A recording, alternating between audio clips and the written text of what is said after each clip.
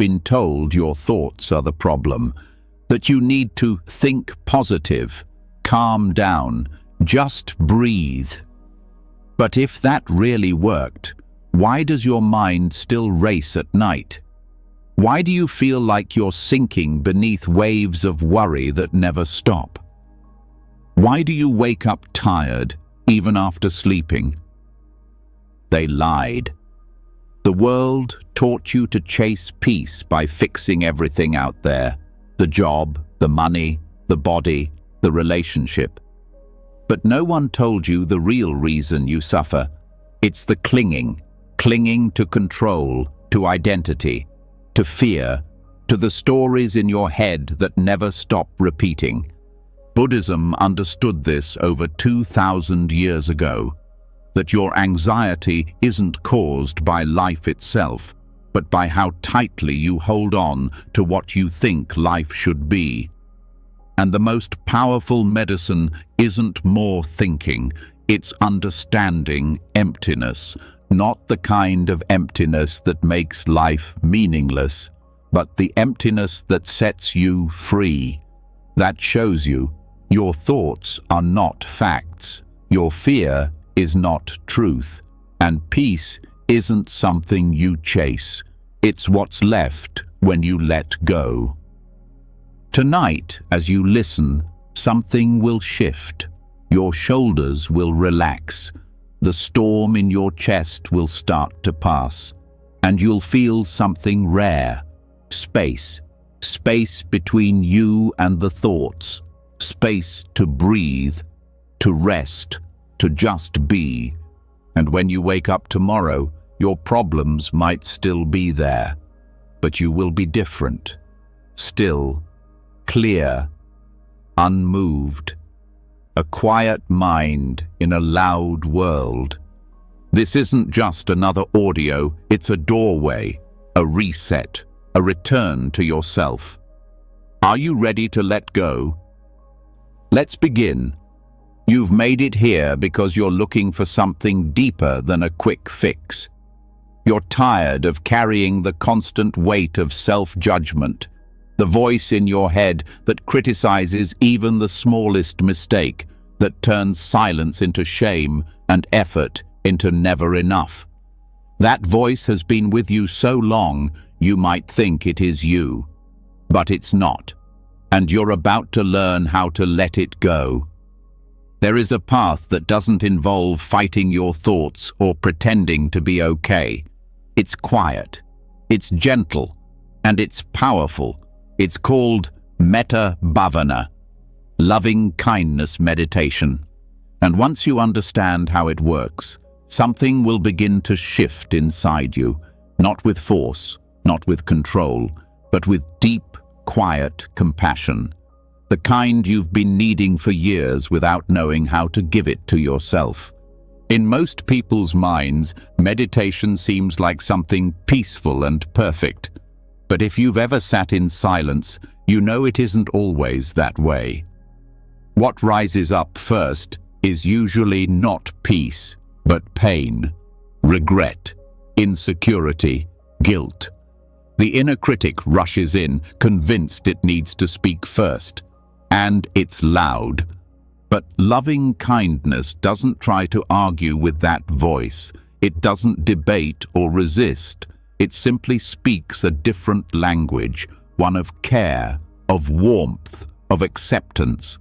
This practice trains your mind to respond to pain the way a loving friend would.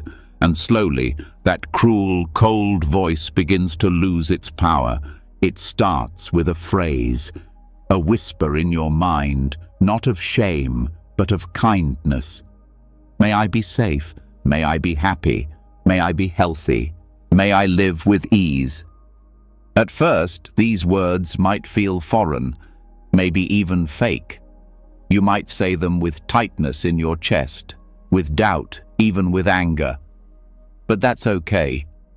Metta doesn't require you to believe the words. It only asks you to keep saying them gently, over and over, because the act of speaking kindly to yourself is already healing, even if you can't feel it yet. Think of it like tending to a wound. You don't need to believe the bandage will work. You only need to apply it and give it time. These phrases are the bandage for the invisible wounds you've carried for far too long. Now, let's understand the critic. It often sounds like protection, like it's trying to prevent failure or embarrassment, but underneath its sharpness is fear.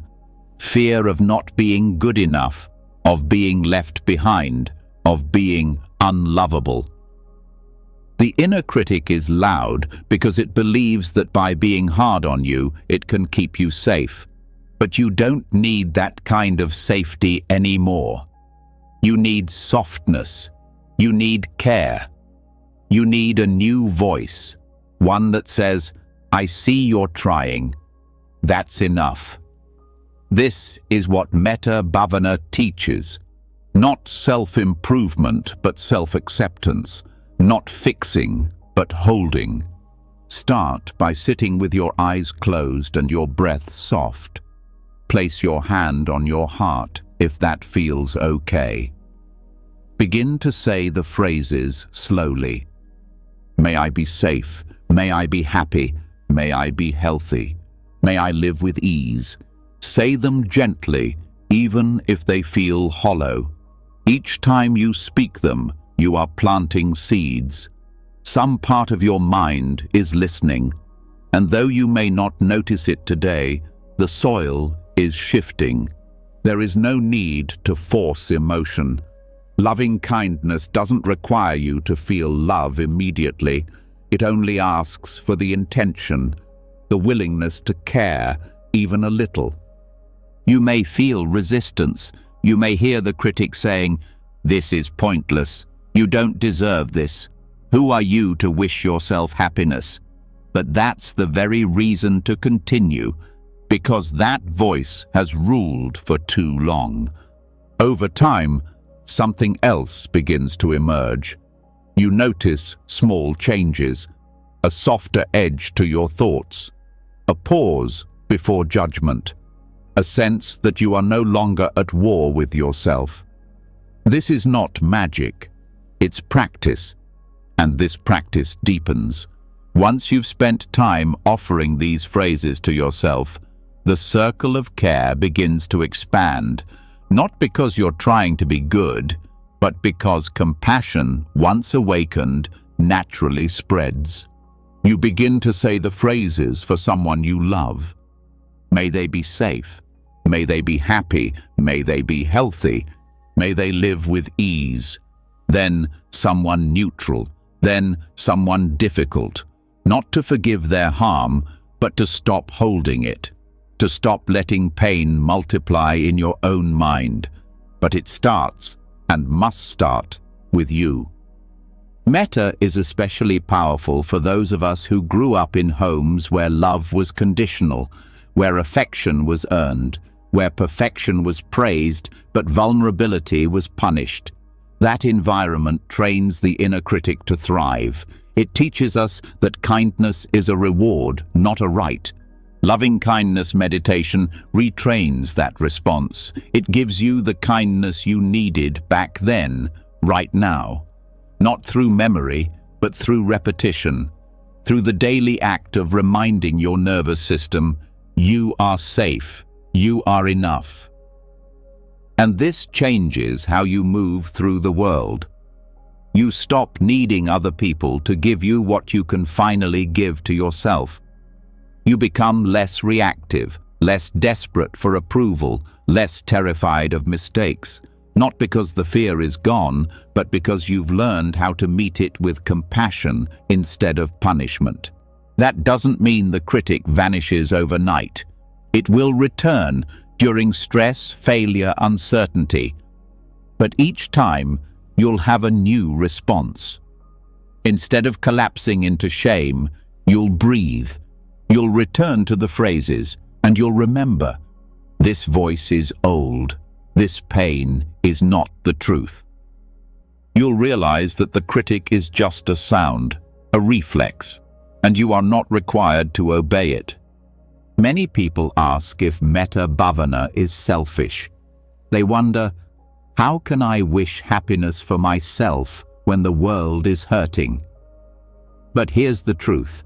Only those who care for themselves can truly care for others without resentment or burnout. Loving kindness begins with you, so it can move through you. You will notice this when someone disappoints you and you no longer take it so personally. When someone criticizes you and you don't crumble. When you fail at something and instead of spiraling, you say, "That was hard, and I'm still worthy." These are not small shifts. They are signs of inner freedom. In this practice, consistency matters more than intensity. 10 minutes a day is enough. You don't need candles or silence or perfection. You just need a willingness to be with yourself as you are. On some days, the words will feel warm and comforting. On others, they'll feel flat or frustrating. Keep going. The critic has had years of practice, so give yourself permission to keep practicing too. Eventually, the voice inside you changes. It becomes more like a companion than a judge. A voice that says, "You're doing your best." A voice that rests beside you when you're in pain instead of blaming you for it. This is not wishful thinking. It's the result of rewiring your attention, your emotions, and your beliefs, all through the repetition of a simple, quiet wish. There are deeper layers too. As you continue, you begin to notice the difference between your true awareness and your conditioned mind. The critic is part of the conditioned mind, built from years of judgment, culture, media, and fear. But beneath that, there's something untouched, something aware, present, calm. Metta helps you connect to that part of you, not to escape pain, but to be with it without collapsing, without clinging, without needing it to go away before you can be okay. You'll start to feel the space between the thought and the truth, between the feeling and your identity. You'll notice the critics say, "You're a failure," and you'll respond with, "That's a thought, not a fact." And that space is freedom, not dramatic, not loud, but steady, real. Over time, you begin to realize that self-compassion isn't weakness, it's resilience. The ability to sit with your own pain without turning it into a weapon, to face yourself honestly and still say, "May I be free from suffering." Not because you're perfect, but because you're human. And perhaps the most beautiful effect of all, when others are hurting, you'll be able to stay present. Because you've practiced staying present with your own suffering, you've built that muscle. And now, when someone else is drowning in their critic, you'll be the one who says, "It's okay, you're still worthy." All because you learned how to say that to yourself. This is the quiet power of loving kindness. It doesn't need noise, it doesn't need proof. It doesn't wait for you to fix your life first. It begins now, exactly as you are, with a breath, with a whisper. May I be safe. May I be happy. May I be healthy. May I live with ease. And maybe for the first time in your life, the voice that answers back is kind. And slowly, the voice softens, not just for a moment, but in the spaces where self-judgment used to live. Something opens. You don't rush to blame yourself anymore. You pause, you breathe, you respond instead of react. This shift isn't loud or dramatic. It's subtle, but it's real. Now, a deeper understanding begins to form. As your heart grows quieter, your mind begins to reveal its patterns more clearly. What you once thought were random moments of stress, distraction, or inner chaos begin to show themselves as something far more structured. The Buddha called them the 5 hindrances, and when you learn to see them clearly, the confusion in your mind starts to lose its grip. Every moment of anxiety you've felt, every restless day, every foggy night spent overthinking or shutting down, they all fall into these 5 categories. These aren't abstract ideas. They're deeply human experiences, ancient names, but modern truths. If you've ever wanted a map of your mental landscape, this is it. Not just a list of problems, but a pathway through them. The first hindrance is sensual desire. At first, it doesn't sound like a problem. The world even encourages it. More pleasure, more comfort, more escape. But this isn't about healthy joy. It's about craving.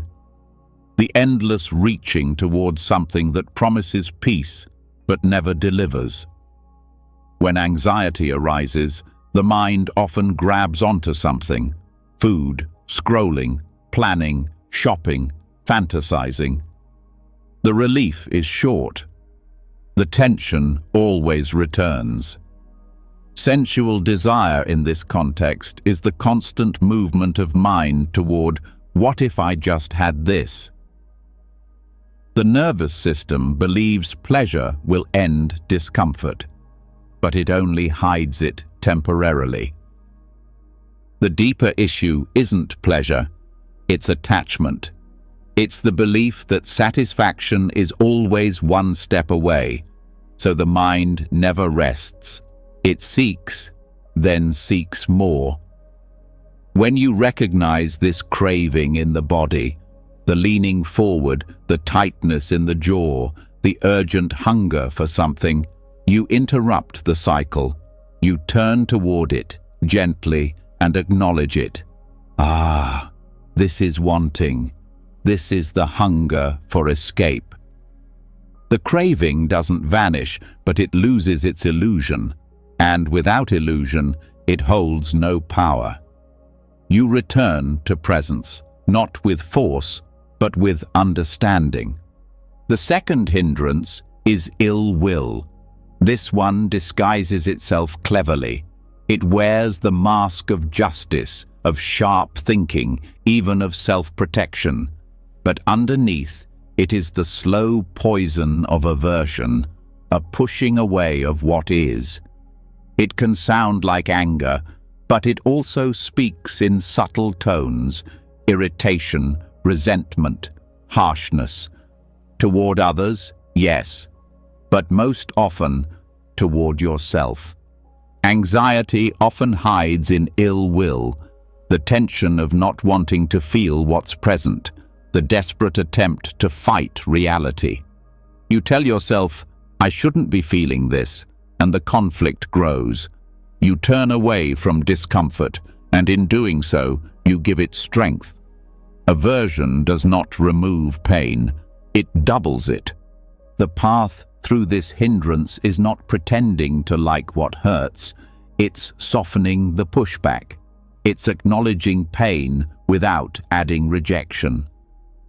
This is difficult.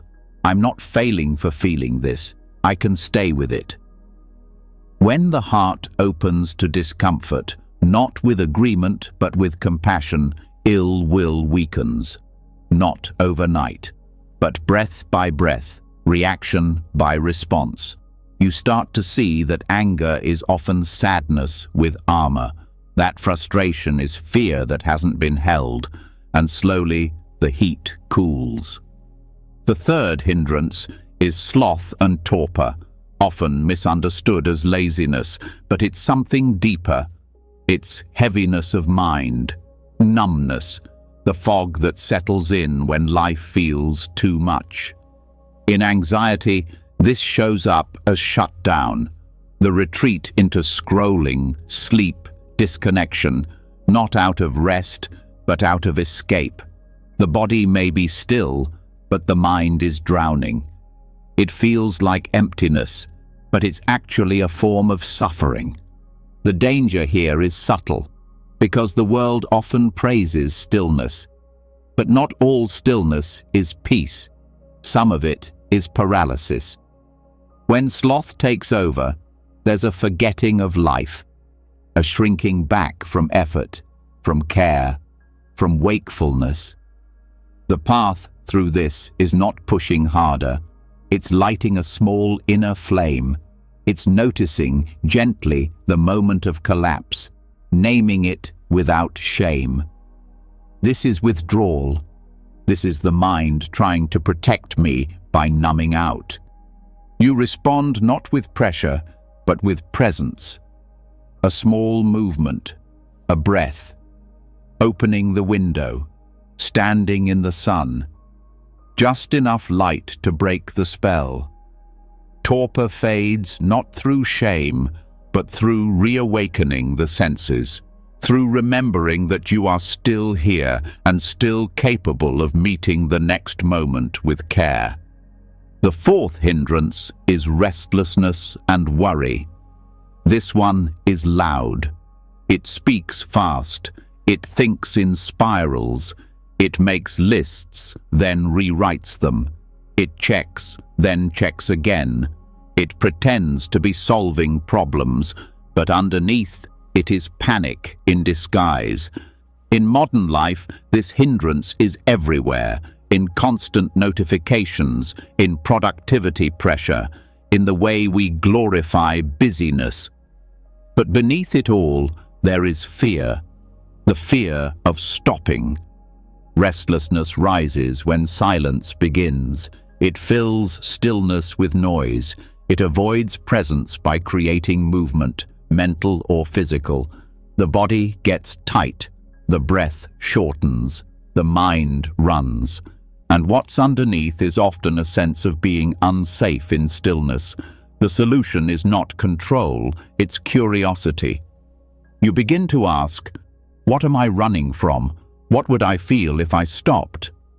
That question opens the door. Worry is a habit, not a helper. It feels productive, but it rarely resolves anything. It just burns energy. You interrupt it by anchoring the mind in sensation. Feet on the floor, air on the skin, sound in the room. You return to the simplicity of the moment, not because it's exciting, but because it's real. And realness is where safety begins. The fifth hindrance is doubt. The most dangerous, not because it's loud, but because it sounds so reasonable. Doubt questions everything, including the path itself. It whispers, is this really helping? What if you're wasting time?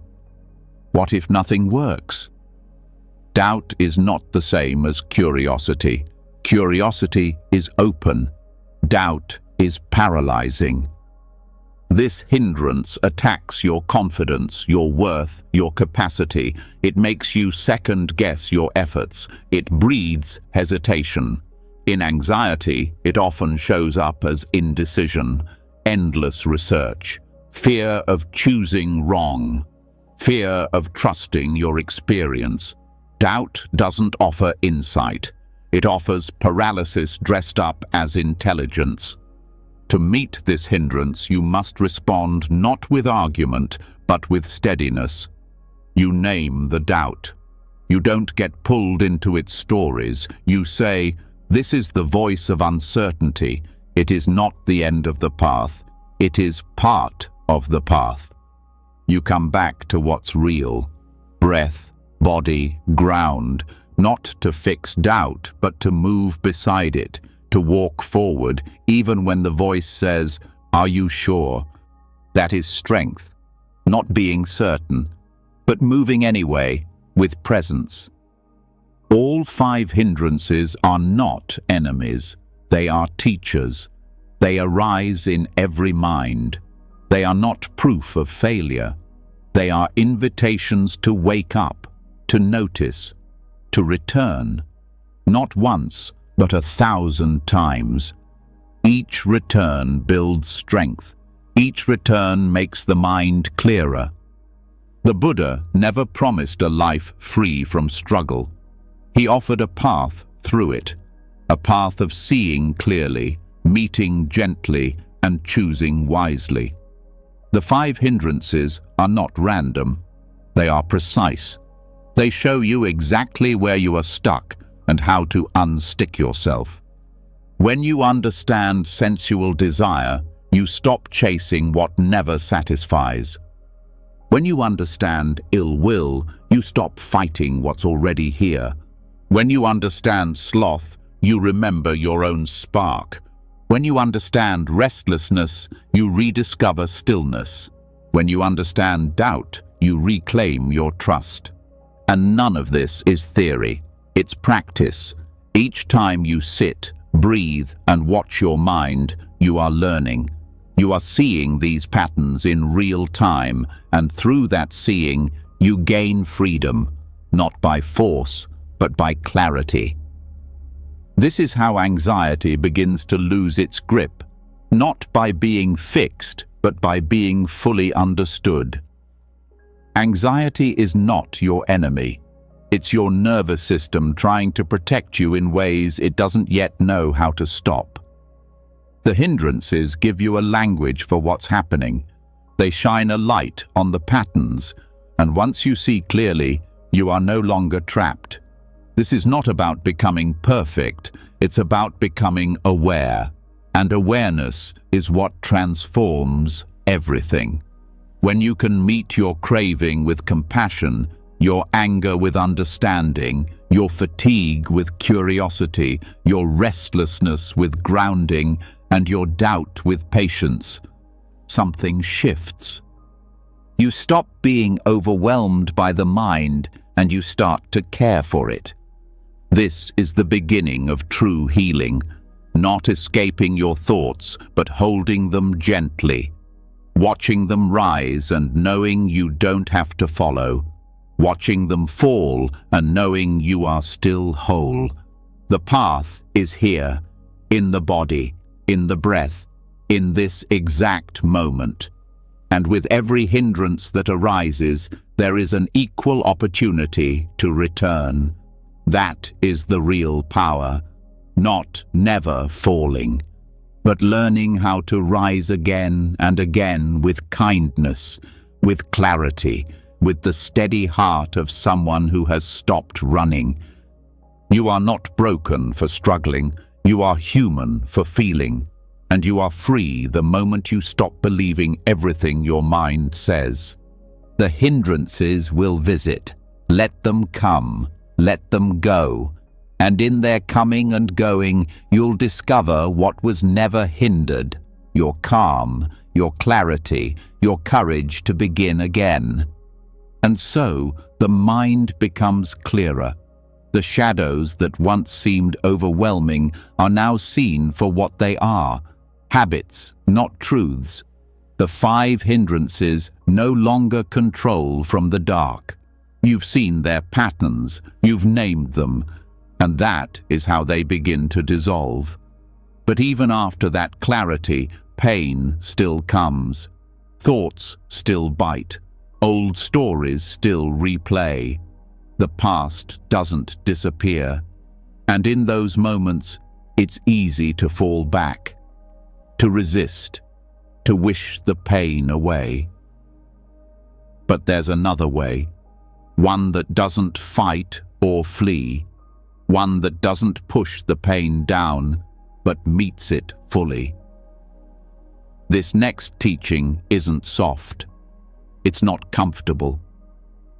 But it's one of the most powerful teachings the Buddha ever gave. And it holds the key to a deeper kind of peace.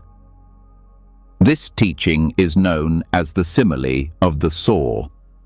The Buddha once told his monks, even if bandits were to capture you and saw through your limbs with a 2-handled saw, if you gave rise to anger even then, you would not be following my teaching. It wasn't a metaphor meant to shock. It was meant to wake something up. A truth that most of us never get taught. True freedom isn't found in controlling what happens to you.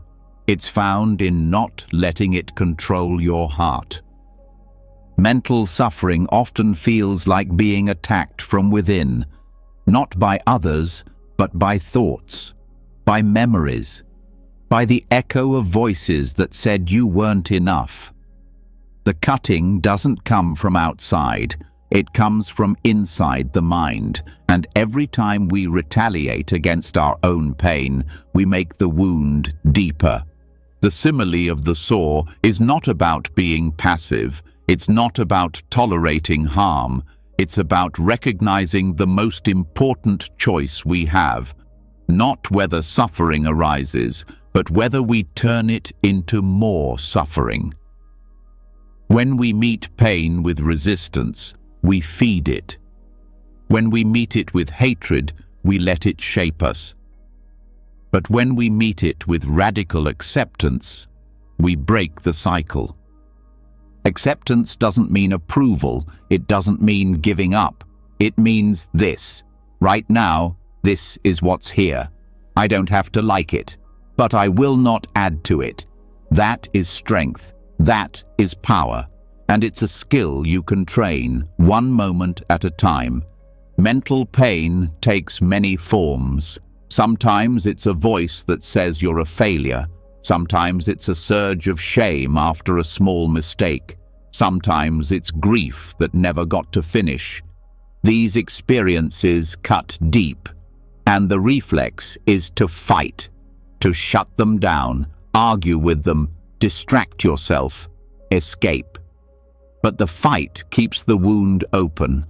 When pain arises, the first step is to pause, to notice what the mind is doing. Is it attacking? Is it defending? Is it trying to numb out? That pause is not weakness, it's awareness, and awareness is what creates choice. In that space, you begin to notice that the pain is not personal. It may feel personal. It may wear your voice, your memories, your history, but it is not who you are. It is something arising in awareness. It is a wave. You are the ocean. This is not spiritual bypassing. This is not pretending things are okay when they're not. This is meeting what's true without letting it steal your peace. Sometimes, mental suffering comes as repeated thoughts, over and over, the same sentence, the same fear, the same regret. Like a saw going back and forth, each time it returns, it stings. You start to believe the only solution is to silence it. But thought suppression never works. It just moves the pain into deeper layers of the mind. The simile of the saw offers a different approach. Let the thought come, let the pain rise, but do not let it take your kindness with it. This might sound impossible, but it is something that becomes real through practice. When the thought arises, I'm worthless, I'll never be enough, no one cares, you don't argue with it, you don't run. You say, this is pain, this is suffering, but I do not have to add hatred to it. You breathe, you soften the body, you let the thought pass through like a cloud passing through an open sky, and you hold the space around it with compassion. One of the greatest misunderstandings about radical acceptance is that it means doing nothing. That couldn't be further from the truth. It is one of the most active, courageous things you can do. It means choosing not to attack yourself when you're already hurting. It means choosing not to turn pain into poison. The mind might say, but I can't accept this. Even that is okay. You can accept the resistance. Acceptance includes everything, even the parts of you that resist. In this practice, there's no pressure to do it perfectly. There's no rule that says you must feel peace. The invitation is to stop escalating, to stop adding the second layer of suffering, the shame, the guilt, the inner violence. The pain may still be there, but you are no longer fueling it. This teaching also helps with how we treat others. When someone lashes out, when someone speaks from their own pain, we often feel the urge to retaliate, to correct them, to defend ourselves. But just like with our own thoughts, this only deepens the suffering. Non-retaliation is not about weakness. It's about refusing to let someone else's pain decide your response. When you respond with presence instead of reactivity, you change the pattern. You stop the cycle from passing through you into someone else. You become a mirror that reflects wisdom instead of war. This doesn't mean staying in harmful situations. It doesn't mean staying silent when boundaries are crossed. It means you speak with clarity, not vengeance. You act with wisdom, not rage. You protect with strength, not with cruelty. And the same applies to your relationship with yourself. Every time a painful memory returns, you have this choice: to attack yourself or to hold yourself, to believe the story or to see the pain beneath it, to become the voice of suffering or to become the space that allows healing. That space, the one that sees without judgment, is what mindfulness cultivates. It is what every breath brings you closer to, and over time, that space becomes your home. The mind may still move, pain may still come, but you are no longer caught inside it. You are aware. You are steady. This is not detachment. This is not coldness. This is warmth that doesn't need to prove itself. A quiet strength that refuses to add harm where there's already pain. One of the most beautiful effects of this practice is that it changes the inner dialogue. The mind that once punished you for feeling becomes the mind that comforts. The part of you that once screamed now speaks gently. The inner war fades, not because life became easier, but because you stopped adding weapons to the battlefield. This teaching, if practiced, can change how you experience everything: grief, fear, anger, failure. It becomes less about escaping pain and more about relating to it in a new way, not as an enemy, not as a test, but as something that can be met, held, and allowed to pass. Radical acceptance is not giving in. It's giving up the fantasy that things must be different before you can be okay. It's the power to say, even this belongs. Even now, I can be kind. You'll notice this most during difficult moments. When the mind wants to tighten, you breathe. When judgment rises, you soften. When the old story returns, you don't chase it. You recognize it, bow to it, and let it move through. Sometimes this practice feels like doing nothing, but it is doing the most important thing of all, refusing to become the pain that visits you. You are not your worst thoughts. You are the one who sees them, who breathes with them, who doesn't collapse into them. That awareness is where freedom lives. Not far away, not in a perfect version of you, but here, in the quiet strength of your own heart. The Buddha's simile wasn't about physical violence. It was about how we meet life. Life will cut, thoughts will sting, people will misunderstand, but your mind does not have to burn. There is a kind of peace that is unshakable, not because it avoids life, but because it embraces life fully. And that peace begins every time you choose presence over punishment.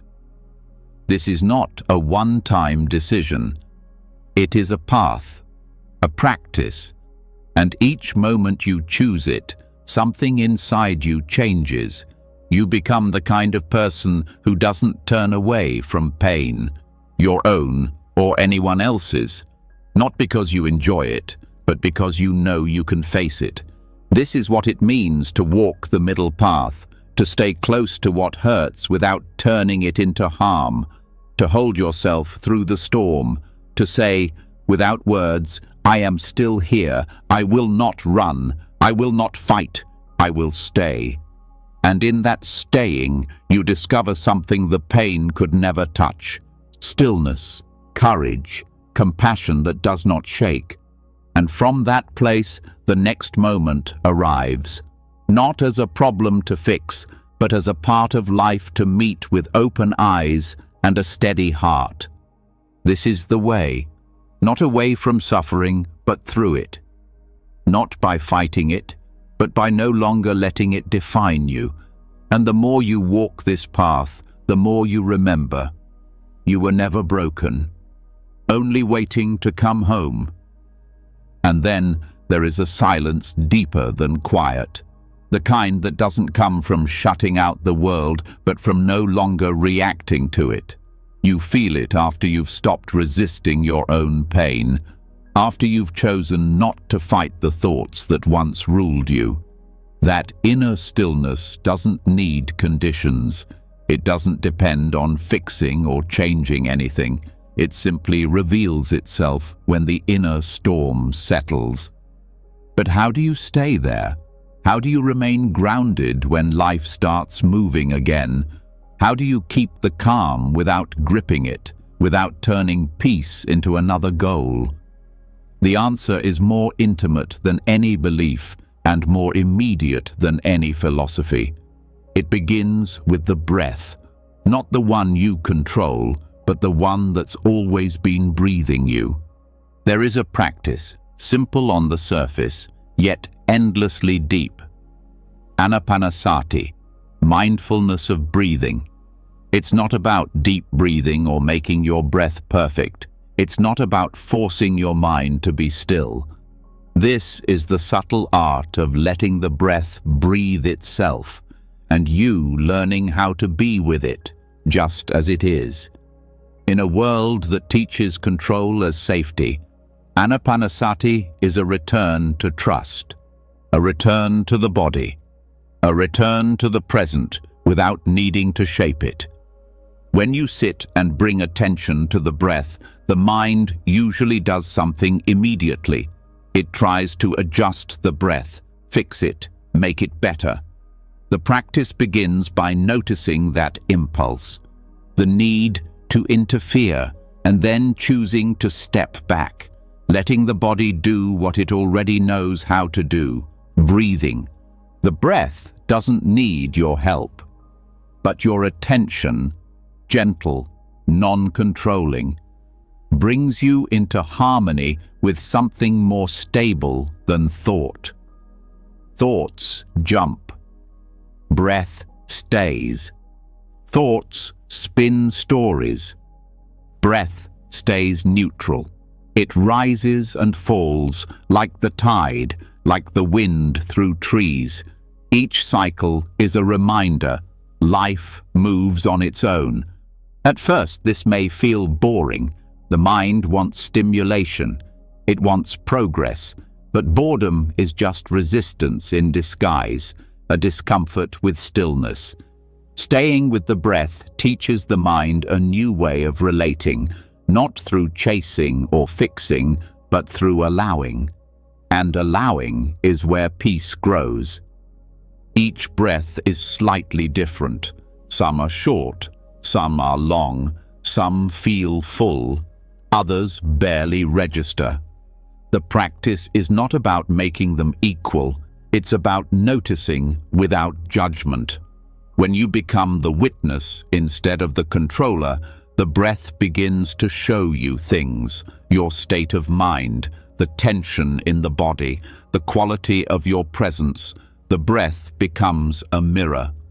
When attention is settled on the breath, the nervous system begins to shift. The body relaxes, muscles let go, the heart rate slows. And this isn't a forced calm, it's the natural result of meeting experience without adding pressure.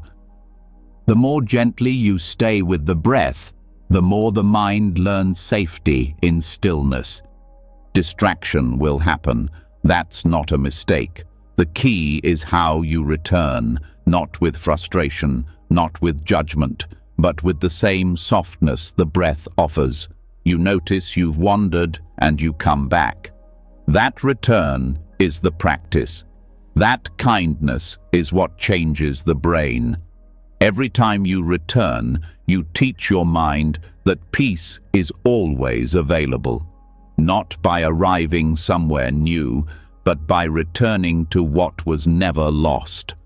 As this continues, the breath begins to deepen on its own, not because you made it, but because tension fades when attention is gentle.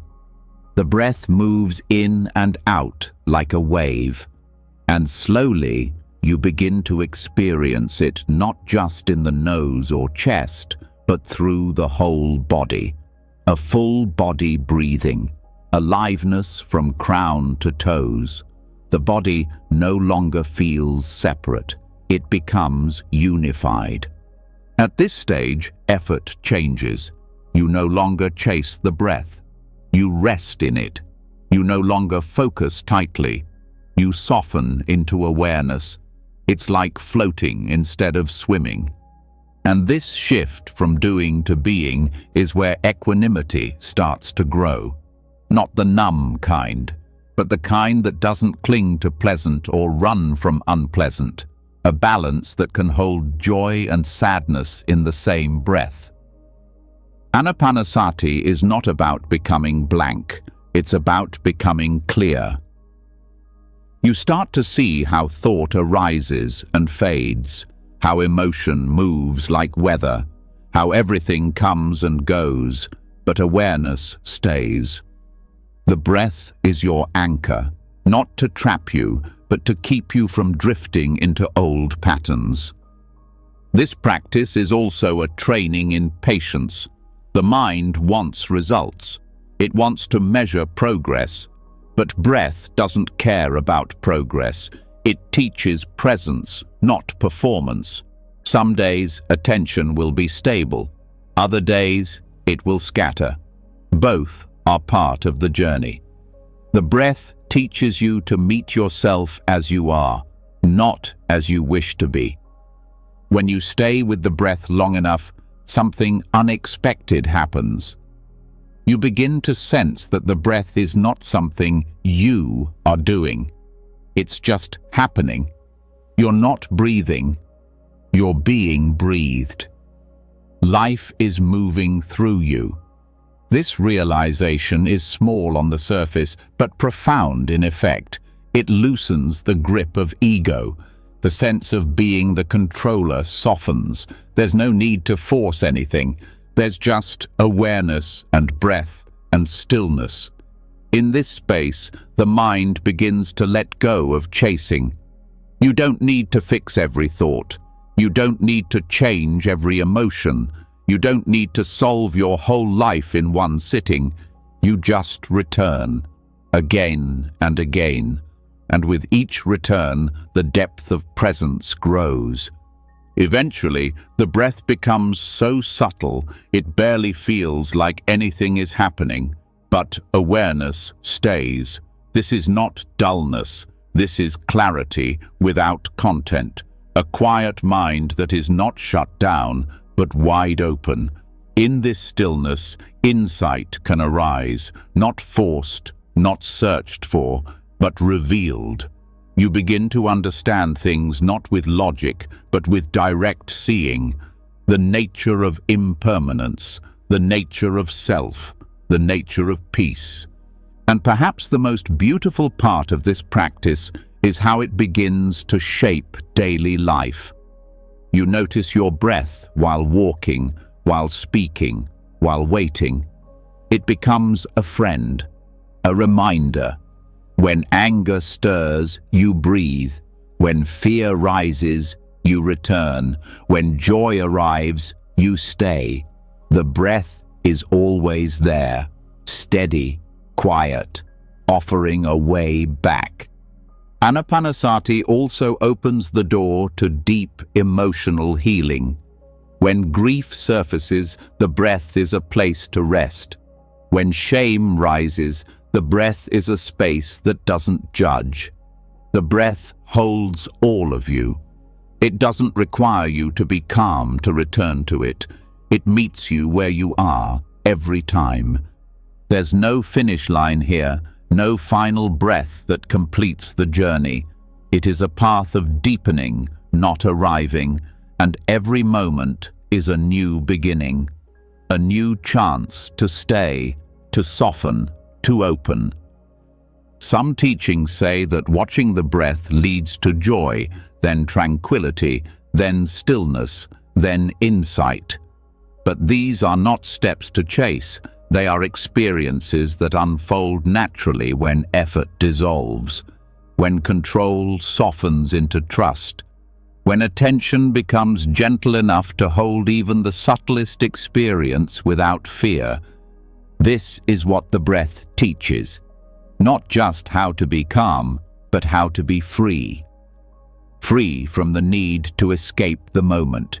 Free from the belief that peace is somewhere else. Free from the habit of pushing, pulling, grasping. When you let the breath breathe you, you stop trying to manage life.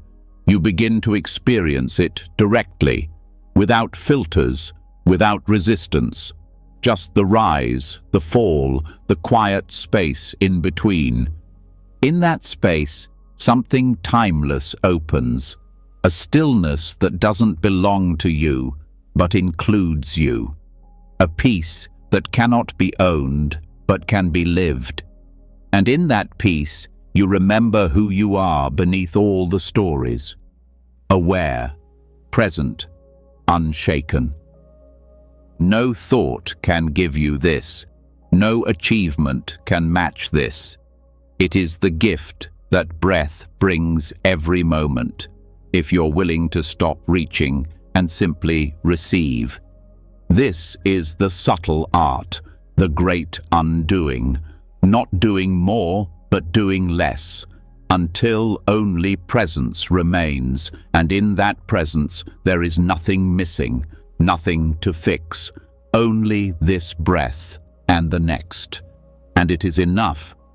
And so the breath becomes home, a place where nothing needs to be added or removed, where presence lives without needing perfection, where stillness no longer feels like emptiness, but something full and deeply alive. But beneath that calm surface, something subtle remains, a tension that's harder to name. Even when the body is relaxed and the breath flows easily, there is often a hidden pull, a sense of self needing to defend, compare, protect, or prove something. This layer doesn't always speak loudly. It sits in the background. It shapes thoughts and colors emotions. It drives anxiety in ways that feel normal, yet deeply unsettling. This is where the teachings on the fetters begin to make sense. The fetters, according to the Buddha, are not chains around your feet. They're the inner bonds that keep the mind tied to suffering. They're not physical, but their impact is real. They influence how you see yourself, how you relate to the world, and how you respond to the unknown. Understanding them doesn't just explain your anxiety. It shows you how to release it at the root. The first is the belief in a fixed self. This isn't just philosophical. It affects how you respond to failure, to rejection, to uncertainty. When you hold tightly to an idea of who you are, smart, successful, strong, spiritual, anything that threatens that identity becomes a source of fear. Even small setbacks feel personal. Thoughts like, "I should be beyond this," or "this isn't me," come from the illusion that you are a solid, unchanging thing. But when that belief softens, experience becomes lighter. Pain is still pain, but it's no longer yours. It's just what's passing through. The second is doubt. Not the open curiosity kind, but the paralyzing kind. The kind that tells you to stop trying, that whispers you're not doing it right, that questions the practice, the path, your own worth. This isn't healthy skepticism. It's the mind trying to stay in control by never committing. Doubt creates anxiety by feeding endless loops of uncertainty. It keeps the heart half closed. The way through is not to argue with doubt, but to move anyway, to practice even when unsure, to stay when the mind says flee. Trust isn't a feeling, it's a direction. Next is attachment to rites and rituals. This doesn't mean ceremonies are bad. It points to the mind's habit of thinking peace can only come from doing things a certain way. It's the voice that says, "I didn't meditate perfectly today, so it doesn't count," or "I missed a day, now I've failed." This attachment turns practice into pressure. It turns freedom into performance. But liberation doesn't depend on appearances. It depends on how fully you meet the present. Letting go of this attachment allows practice to become something lived, not performed, something honest, not rigid. As the path deepens, subtler fetters arise. There is craving, not just for things, but for experiences. Craving for peace, for bliss, for certainty. The mind tries to recreate the last moment of stillness, and in doing so, leaves the present. This type of craving hides beneath spiritual effort. It's wanting the fruits of practice while resisting the patience it requires. The way out isn't through suppression. It's through seeing how craving adds weight to everything. When the craving is seen clearly, the grasping loosens. The heart remembers how to rest. Alongside craving is aversion, the rejection of discomfort. This can take the form of irritability, judgment, or subtle tightening when something unpleasant arises. It's the mental habit of pushing away anything that doesn't match your idea of peace. But peace that depends on conditions isn't peace. True freedom includes the whole range of experience. When aversion is met with kindness, it starts to lose its force. It no longer needs to be believed. It can be noticed, held, and allowed to pass without punishment. There is also the attachment to form, the subtle clinging to meditation experiences, identities, and even insights. This shows up as pride in progress or fear of losing what's been gained. It's the feeling of, "I've reached something, I must protect it." But anything that needs defending is not stable. True understanding doesn't cling. It lets things arise and pass without ownership. Releasing attachment to form doesn't mean abandoning practice. It means practicing without ego, without needing proof. Further along the path comes restlessness, not just the obvious fidgeting, but deep unease, the sense that something still isn't right, that you haven't done enough, that you're missing something. This restlessness fuels endless seeking. It makes silence uncomfortable and movement addictive. But when you stop chasing, restlessness reveals its root, the discomfort with simply being. By staying present through it, the urgency fades, the body softens, awareness expands, and restlessness, once seen, becomes stillness. Then comes conceit, not arrogance, but comparison, the constant measuring of yourself against others. Am I ahead or behind? Am I more awakened or less? This mindset keeps you separate. It feeds anxiety by turning life into a competition. Even spiritual practice becomes a race. But the path is not linear. It's personal, intimate, alive. There's nothing to win, nothing to prove. When you drop comparison, connection returns with others, with the moment, with your own heart. Next is the subtle craving for existence, wanting to be someone, somewhere, something. It's the belief that fulfillment lies in becoming, in being seen, known, valued. This craving hides in goals, dreams, even good intentions. It keeps the future always slightly more important than the now. But peace isn't found in becoming. It's found in being. Letting go of this craving doesn't mean apathy. It means releasing the belief that your worth depends on achievement.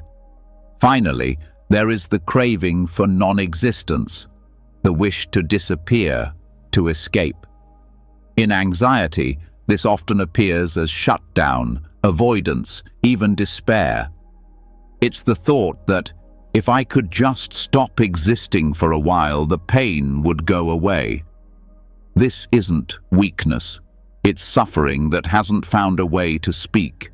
The way through isn't in suppressing this feeling, but in listening to it with deep compassion.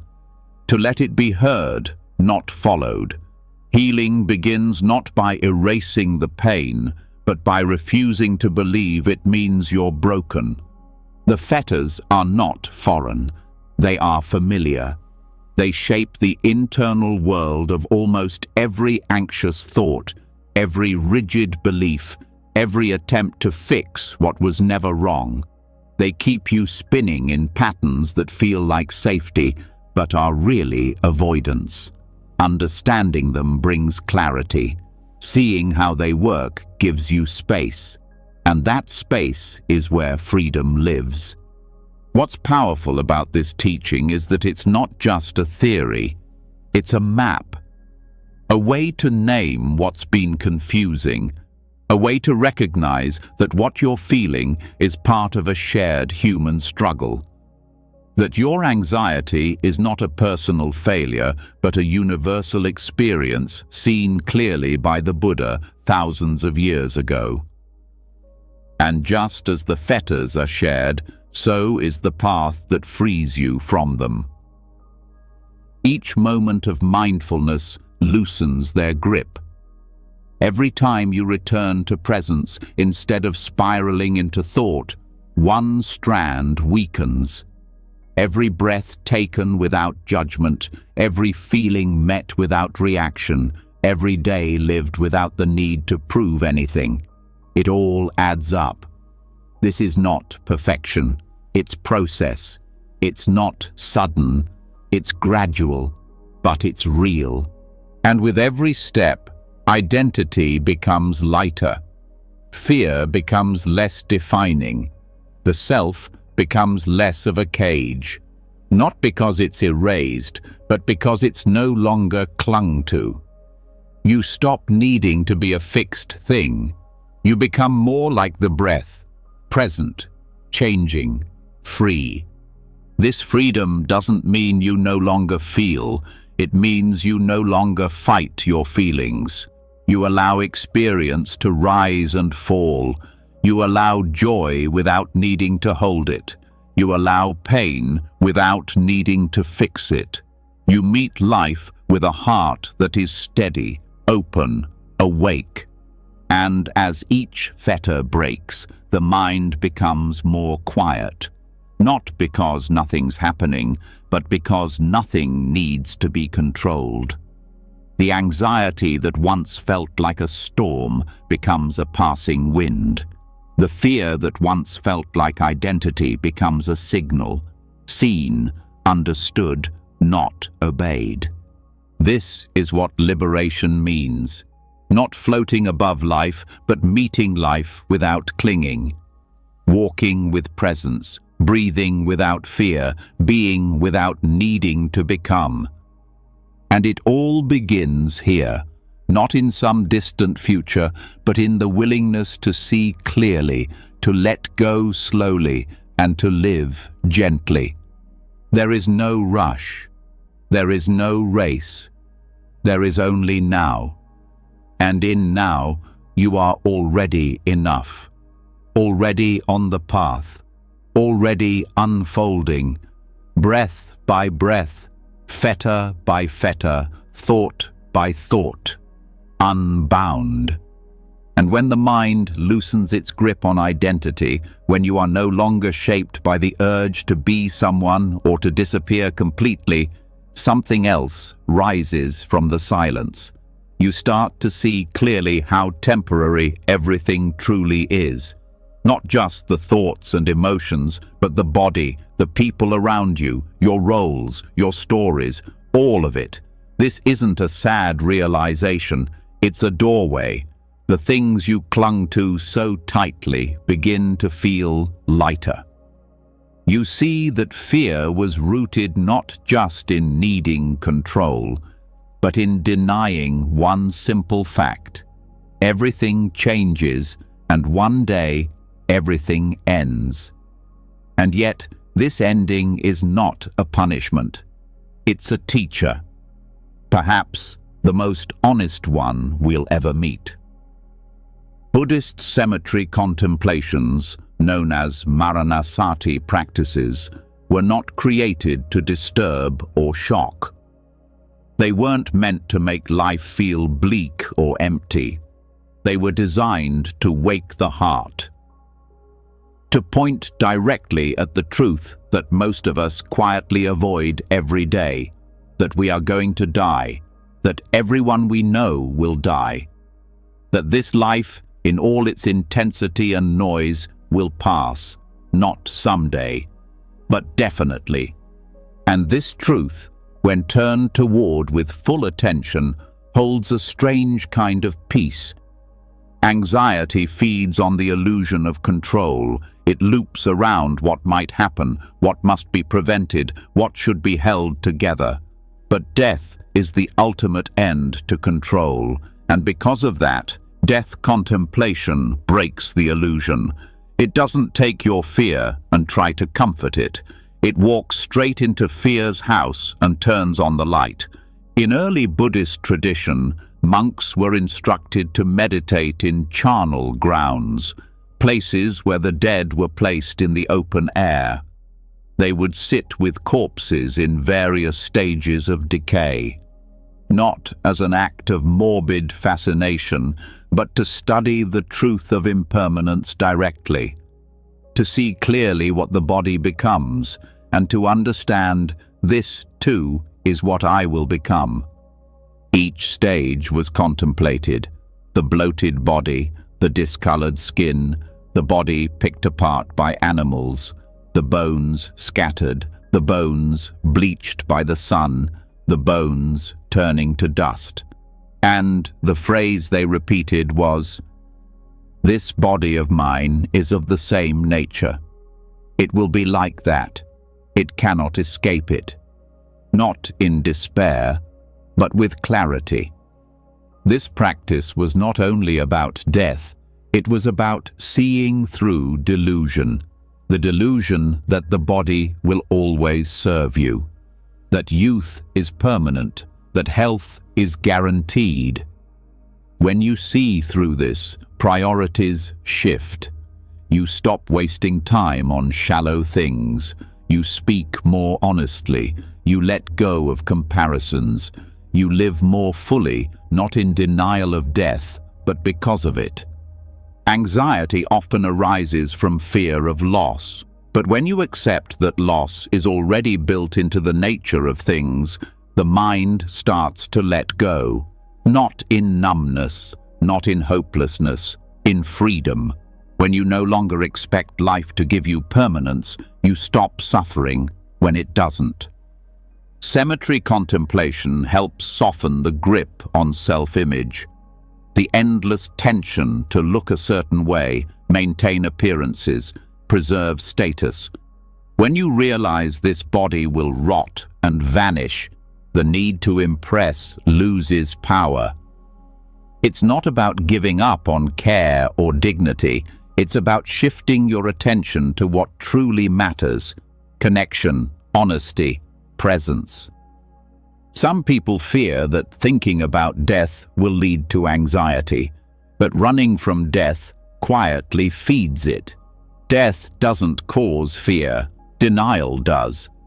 When you bring death into awareness gently, something unexpected happens. The mind begins to settle, because now it's living in reality, and reality is less frightening than pretending.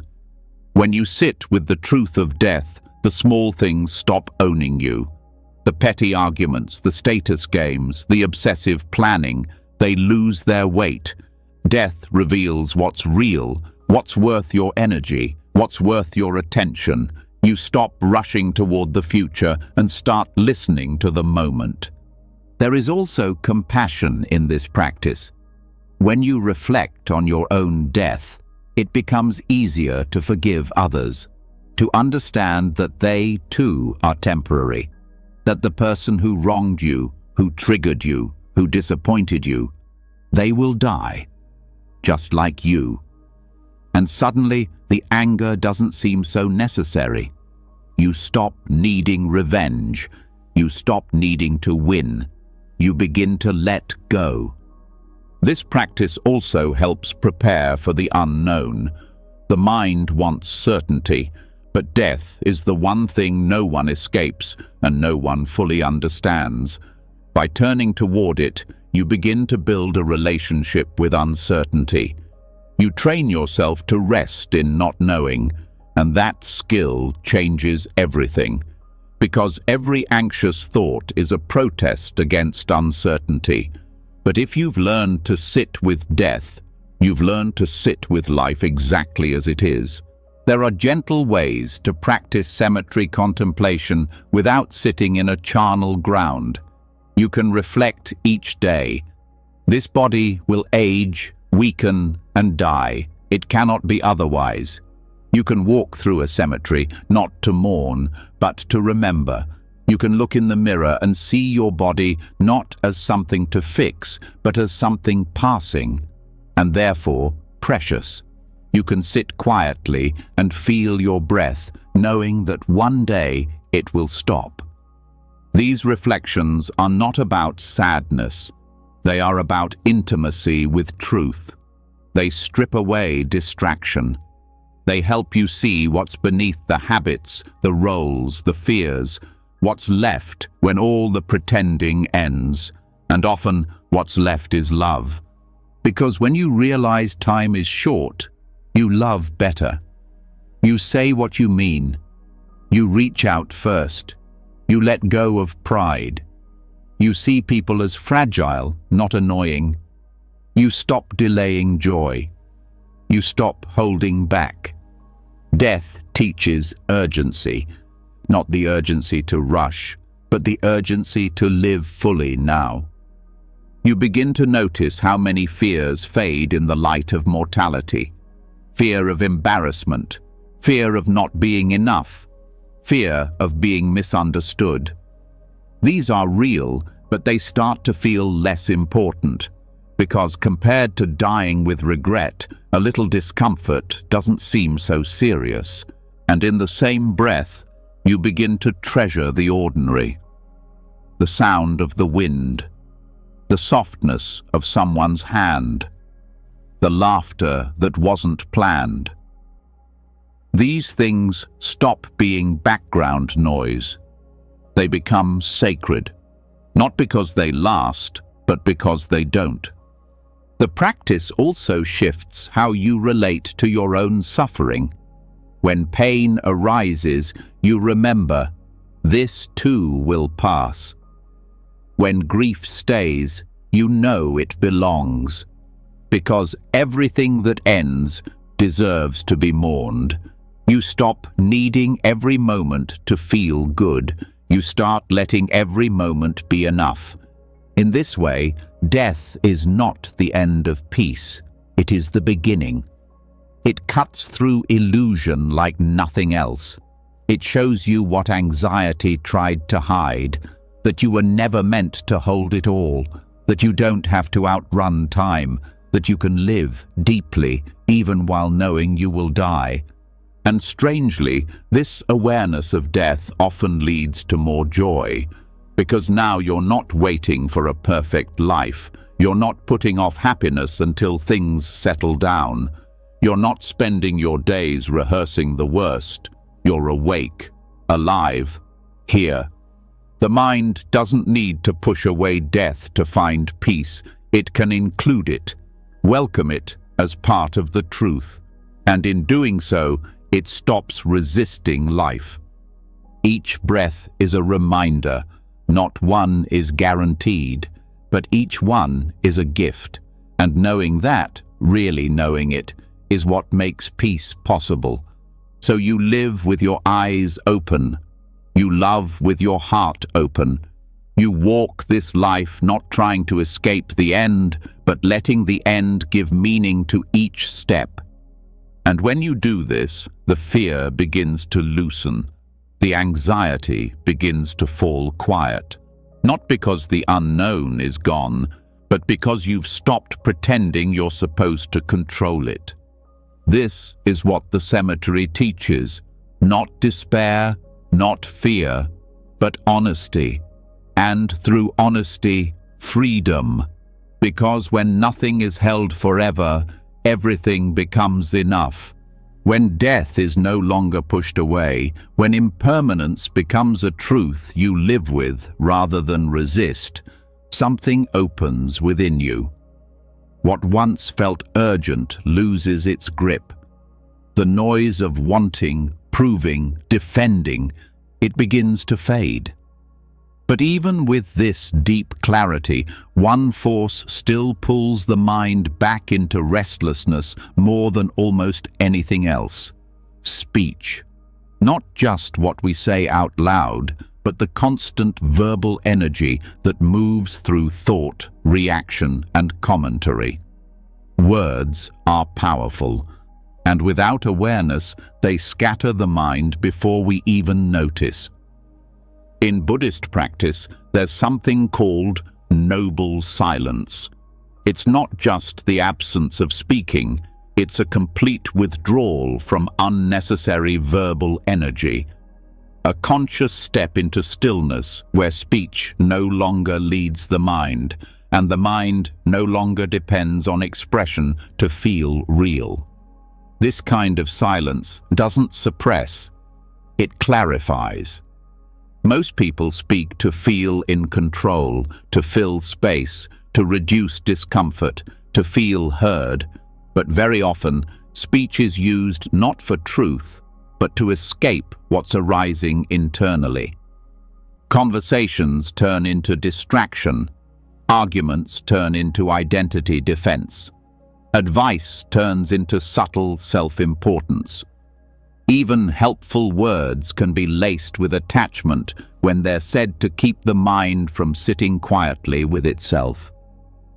Noble silence offers something else entirely. It strips away the noise that keeps the mind running in circles. It allows you to watch your inner world without having to comment on it, without needing to explain or be understood. And in that quiet, you begin to see how much of your anxiety is fueled by words, spoken or unspoken. You don't need to live in a monastery to practice noble silence. It begins with awareness. You start noticing how often you speak out of habit, how quickly you rush to respond, how often you fill space with commentary that doesn't need to be said. You begin to listen more, to pause before speaking, to feel the impulse to speak and choose restraint, not out of repression, but out of wisdom. When silence becomes intentional, you start to notice how speech shapes thought. how even the act of preparing to speak creates tension in the body. The mind anticipates, plans, rehearses, defends. These micro-movements of inner speech keep the nervous system slightly activated all day long. Noble silence interrupts this loop. It gives the mind permission to stop building its identity through words. There's a profound stillness that arises when you stop explaining yourself, when you stop responding just to be seen, when you allow experience to be what it is, without comment or conclusion. This doesn't make you distant. It makes you present. The less you speak, the more you hear, not just externally, but internally. You start to hear what's underneath the noise, the layers of feeling, the quiet signals, the subtle truths that are drowned out by constant speech. In silence, mental clarity becomes possible. Thoughts slow down. You begin to recognize patterns. You see how much of what you say is based on anxiety, filling space so others won't feel uncomfortable, or so you won't feel invisible. When this speech is paused, your nervous system finally gets a break. The mind, no longer pushed to translate every moment into language, begins to settle. This doesn't mean becoming mute. It means becoming wise. You speak when it's helpful, when it's necessary, when it brings connection or clarity. But you no longer feel the need to fill every space. You stop fearing silence in a conversation. You stop explaining your emotions before you've even understood them. You stop talking to prove you belong. Practicing verbal restraint helps cultivate presence. Every word becomes a choice. You learn to speak slowly, not to be dramatic, but to be intentional. You become aware of the energy behind your words. Are you speaking from fear, from impatience, from a need to be praised, or from clarity, care, truth? This level of attention to speech trains the mind to observe before it reacts, to respond from stillness rather than speed. There is also a social effect. When you practice noble silence, even part of the time, you become a different kind of presence in others' lives. You become someone who listens deeply, who doesn't interrupt, who allows silence in a conversation without making it awkward. And in doing so, you give others the space to be honest too. You begin to notice that most arguments don't come from difference, but from reaction. One word triggers another. One tone invites defense. One assumption fuels misunderstanding. Verbal restraint breaks that chain. It gives space. It allows temperature to cool. And when you do speak, people listen, because they know your words are chosen, not impulsive. This discipline also protects your energy. So much exhaustion comes from unnecessary speech, from performing, from retelling your stress all day, from over-explaining your feelings, from defending decisions that need no defense. Verbal restraint teaches you to trust the quiet, that not every thought must be said, that not every emotion must be explained to be valid. Over time, silence begins to feel safe, not empty, not lonely, but sacred. You learn to rest inside it, not as a way to hide, but as a way to return. The inner commentary begins to slow, the narrative softens. You become more aware of direct experience, sound, sensation, breath, space. Awareness stops running and starts resting.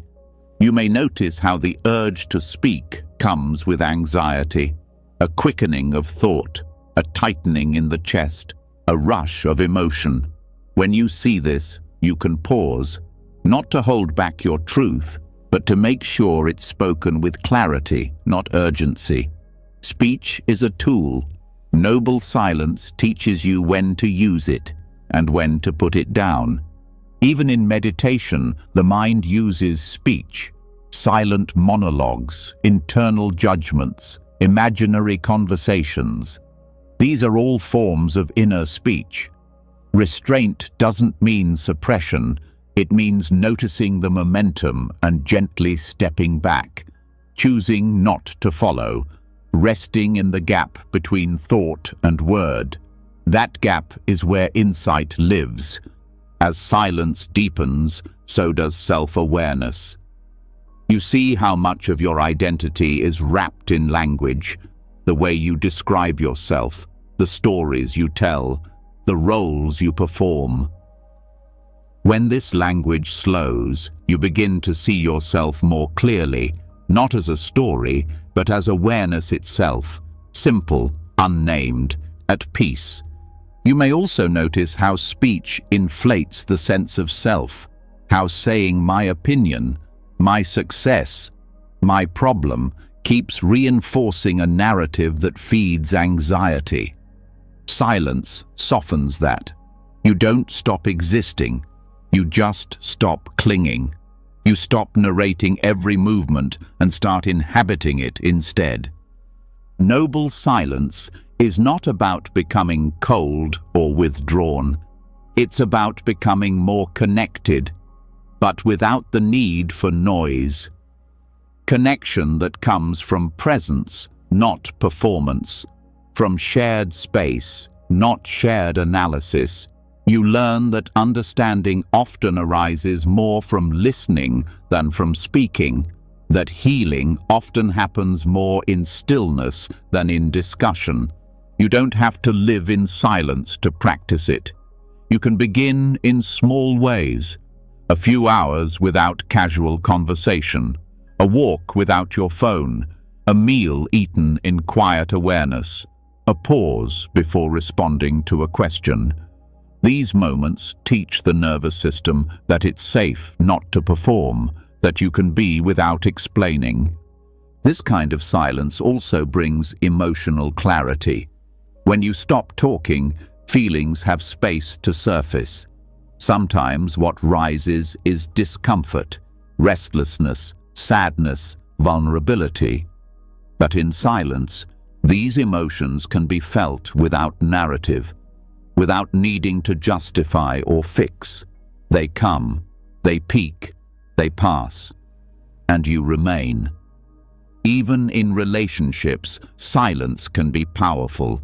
It teaches you how to be with someone without constantly reacting, how to listen without planning your reply, how to support without controlling.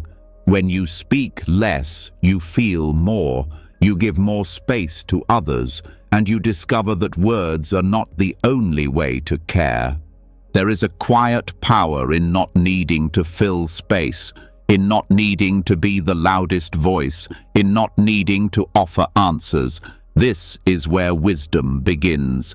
It's not always about having the right words. It's about knowing when words are not needed. In noble silence, your mind learns to trust itself. Not the thinking mind, but the awareness underneath. It learns that it doesn't need to rehearse every conversation. It doesn't need to defend every action. It doesn't need to speak to feel worthy. This shift creates peace. Not because life gets easier, but because your mind stops adding so much noise to it. You begin to meet life with fewer words and more presence, fewer reactions and more understanding. And slowly, over time, this silence moves with you. It stays behind your words when you speak. It holds your awareness when you listen. It becomes a quiet foundation, steady and clear. The world around you may stay noisy, but inside you've found something different. A silence that is not empty, but full of life. A quiet that is not lonely, but deeply connected. a mind that no longer needs to speak to be free, when words no longer race ahead of experience, when silence becomes a space rather than a gap to fill, the mind slows down in a way that is not dull but alive. Speech no longer drags the mind in 10 directions, and something deeper begins to come into focus. Even without speaking, thought still moves. Even when silent, the mind continues to produce reactions, judgments, stories. The question becomes, where do these thoughts begin? What sets them in motion? And why do they seem to lead again and again into stress, worry, fear? The Buddha described a map, a cycle, a chain of events that gives birth to all forms of suffering. It is not random, it unfolds in a precise sequence. One link triggers the next, feeding a loop that runs beneath awareness. This is dependent origination. It shows not just what suffering is, but how it forms, how it builds, and how to interrupt it. It begins not with thought, but with ignorance. Not ignorance as stupidity, but as a lack of clear seeing. Ignorance here means not knowing things as they really are. Not seeing impermanence, not recognizing the absence of a fixed self, not understanding that everything is arising from conditions. With this not knowing, the mind begins to construct a world based on misunderstanding. From ignorance comes formations, mental habits, emotional tendencies, impulses shaped by past actions. These are the patterns that operate without conscious intention. They're the leanings of the mind, toward worry, toward control, toward resistance. Formations move quickly and quietly. They form the background of personality, of habits, of reactions that feel automatic. Then comes consciousness, the awareness that arises based on these formations. It's not general awareness, but a specific, conditioned consciousness shaped by what has come before. If the formations are based in fear, consciousness meets the world already colored by anxiety. What is noticed, what is missed, what is emphasized, all of it is influenced by what consciousness is primed to find. Next is name and form, the mental and physical components of experience. This is how the mind divides the world. Feelings, perceptions, intentions, the body itself, all given names, labels, categories.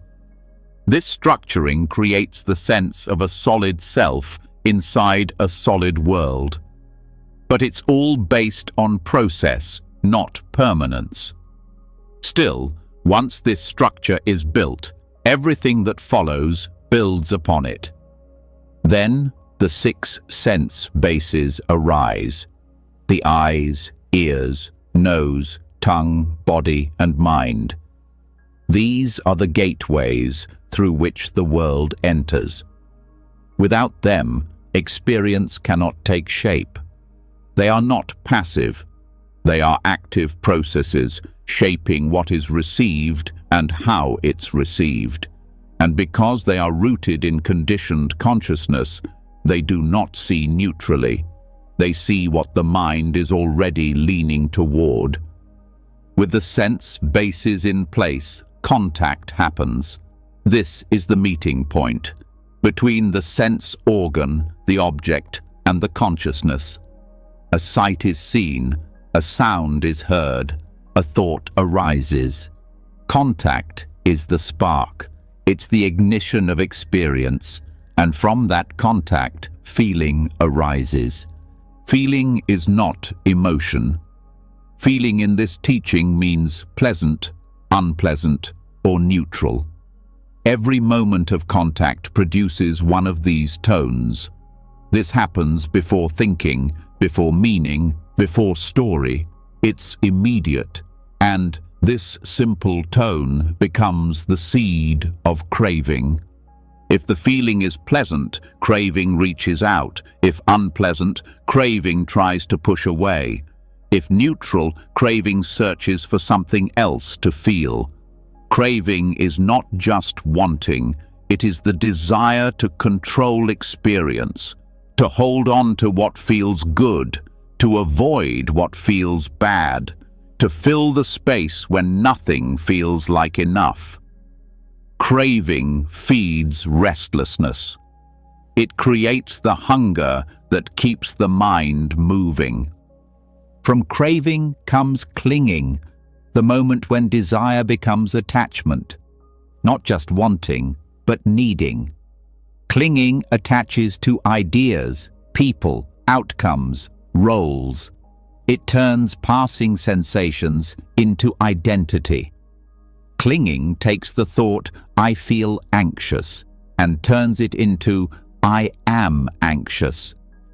This tightens the sense of self and makes suffering feel personal and permanent.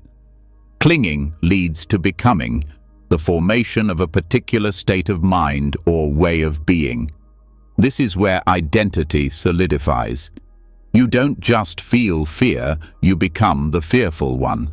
You don't just experience thought, you become the thinker. Becoming is the internal build-up of momentum, setting the conditions for future experience. And that leads to birth. In this context, birth doesn't only mean physical birth. It means the birth of selfhood in a specific form, the arising of a new mental world, a new role, a new fixation. Each moment of becoming gives rise to a sense of self being reborn again and again, not just across lifetimes, but across hours and days. Each new worry is a new birth of the anxious self. Each argument is the birth of the angry self. Each grasping thought is a whole identity being constructed again. And with birth comes aging and death, not just physically, but the inevitable passing away of every state we've clung to. What is born must dissolve, what is held must be lost. This is where sorrow arises, not because loss is wrong, but because it is resisted. The cycle completes, only to begin again. And anxiety is the tension created by living inside this loop without seeing it. Each link conditions the next, and the loop moves fast. A single moment of discomfort spirals through the whole chain before there's time to notice. But once it's seen, even a small break in the chain creates space, and that space changes everything. Awareness breaks the chain. When ignorance is replaced with understanding, the loop doesn't complete. When feeling is noticed without reaction, craving doesn't follow. When craving arises and is met with mindfulness, clinging softens. When clinging loosens, becoming slows. When becoming slows, identity becomes fluid, and in that fluidity, suffering loses its foundation.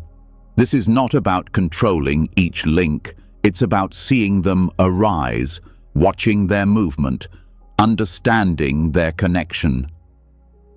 You start to catch moments earlier, before the full narrative forms, before the emotions solidify. You notice that craving has already started to reach. You pause, you stay, you feel the pull, but you don't follow it. And in that refusal to follow, the chain weakens. You begin to experience life as unfolding conditions, not as fixed events. The mind starts to trust impermanence rather than fear it, because now it sees. Nothing arises without causes. Nothing stays without support. Nothing ends without freedom becoming possible. Dependent origination is not a belief. It is a description of experience. Every anxious thought has a beginning. Every spiral has a trigger. Every fear has a structure. The practice is to slow down enough to see it, not to avoid the chain, but to meet it with awareness at each step. When you feel discomfort and immediately reach for distraction, dependent origination is unfolding. When you sense judgment rising and notice the urge to defend yourself, the cycle is in motion. When you feel tired and begin to create stories of failure, the pattern is moving. But if you pause, feel, observe, you create a break. That break is the space where suffering ends. This teaching also shifts your view of self. You see that you are not a solid thing moving through time, but a constantly recreating process. You are not the fixed thinker of anxious thoughts. You are the unfolding of conditions, and when the conditions change, the experience changes. This insight softens identity, and that softening reduces fear. Because what fears death the most is the self that believes it is permanent. What fears uncertainty the most is the self that believes it must stay in control. But when self is seen as a process, fear loses its foundation, not because you become numb, but because you become wise. Dependent origination helps you stop blaming yourself for your suffering. It replaces shame with understanding. You see the pattern, not the failure. You see the process, not the flaw. And this shift turns judgment into curiosity. It makes the inner world a place of exploration, not condemnation. This teaching also brings compassion. When you see how suffering forms, you stop taking others' reactions personally. You recognize the same cycle in them. You hear someone speak harshly, and you see the clinging beneath it. You feel someone pull away, and you see the fear of loss driving them. This doesn't excuse harm, but it helps you respond with care rather than resentment. The teaching of dependent origination brings humility. You realize how much of your behavior has been automatic, how much of your reaction has been inherited. And instead of collapsing into guilt, you begin to step into responsibility, the kind that starts with seeing clearly and ends with choosing wisely. You start interrupting the cycle where you can. You feel tension and choose breath instead of distraction.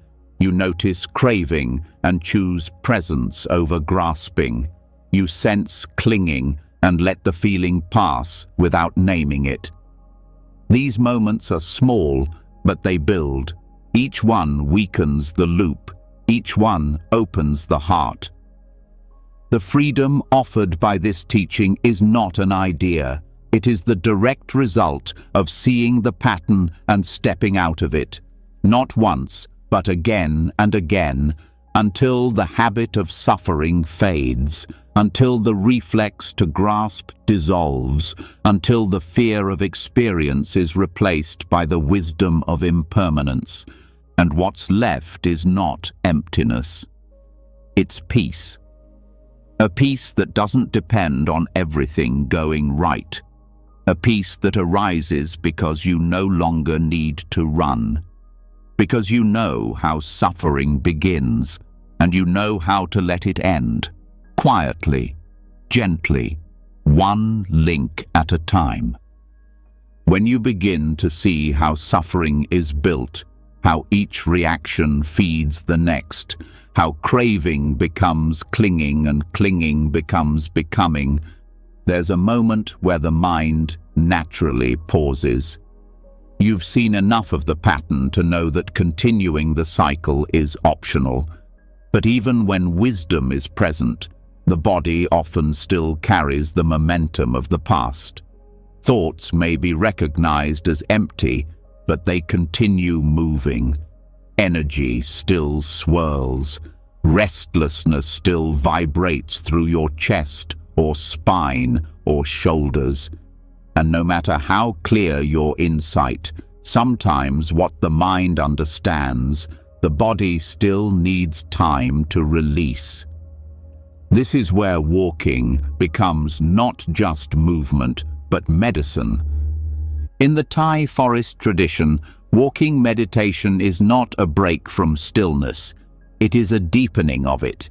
It is a bridge between silence and activity, a place where mindfulness finds its footing. This form of practice takes the awareness cultivated in sitting and weaves it directly into movement, breath, and the world around you. It grounds insight in motion and steadies attention through rhythm. When practiced consistently, it becomes one of the most powerful tools for interrupting obsessive thought and restoring clarity to a cluttered mind. The practice is deceptively simple.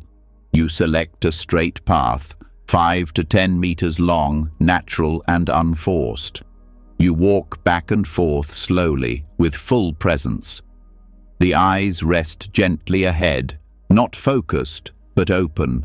The hands come together lightly or rest naturally. The steps are not exaggerated or mechanical. They follow a normal pace, just a little slower than usual.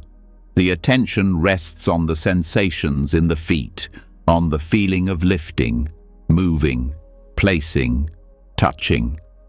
Each step becomes the object of awareness, not to block thought, but to return from it. The mind will wander. It will chase unfinished conversations, pending decisions, unresolved emotions. When it does, you don't correct it with force. You simply notice and return. The next step is always there, waiting, grounding, real.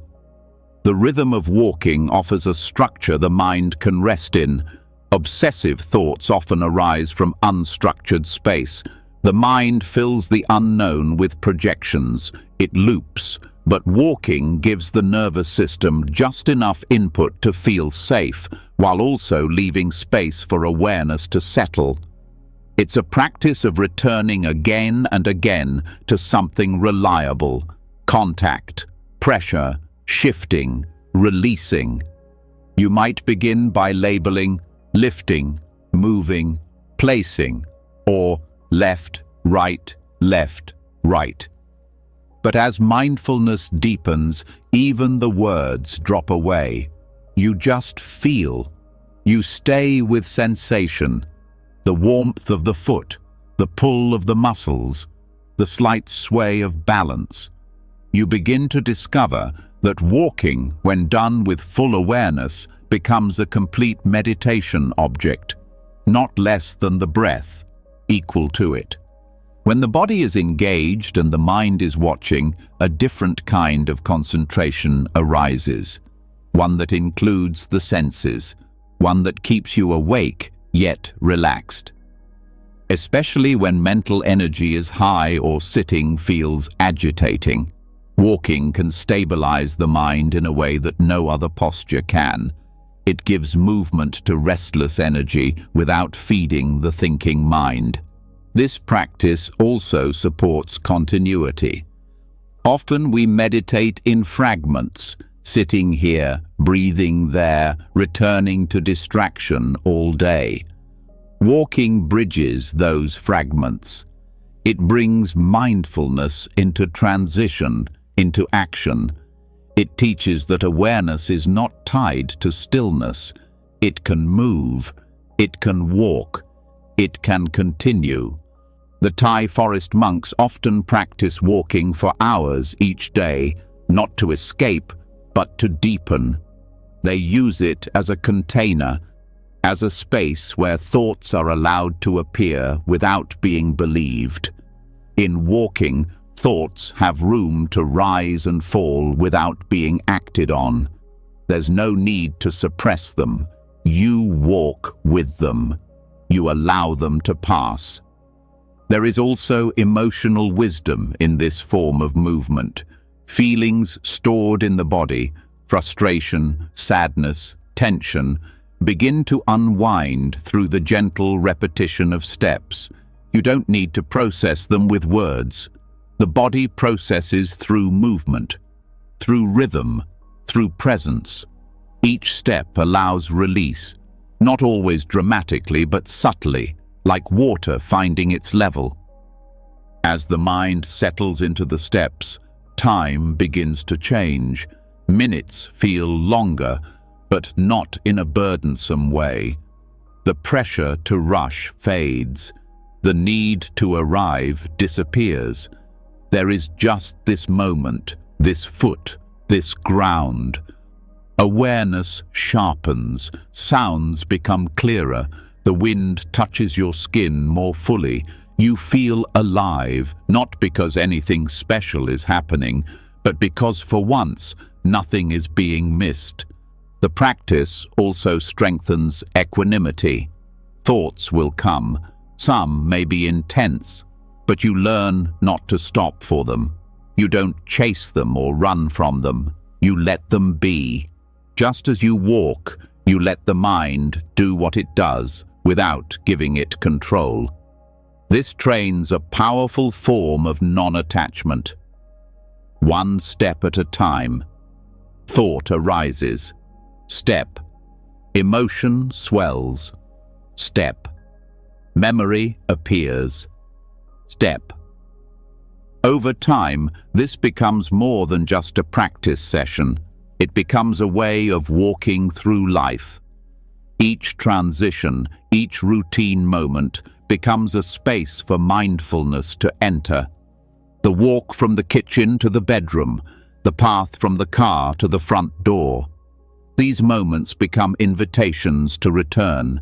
You may also begin to sense the energetic balance of walking meditation. When the mind is dull, walking brings alertness. When the mind is overactive, walking brings steadiness.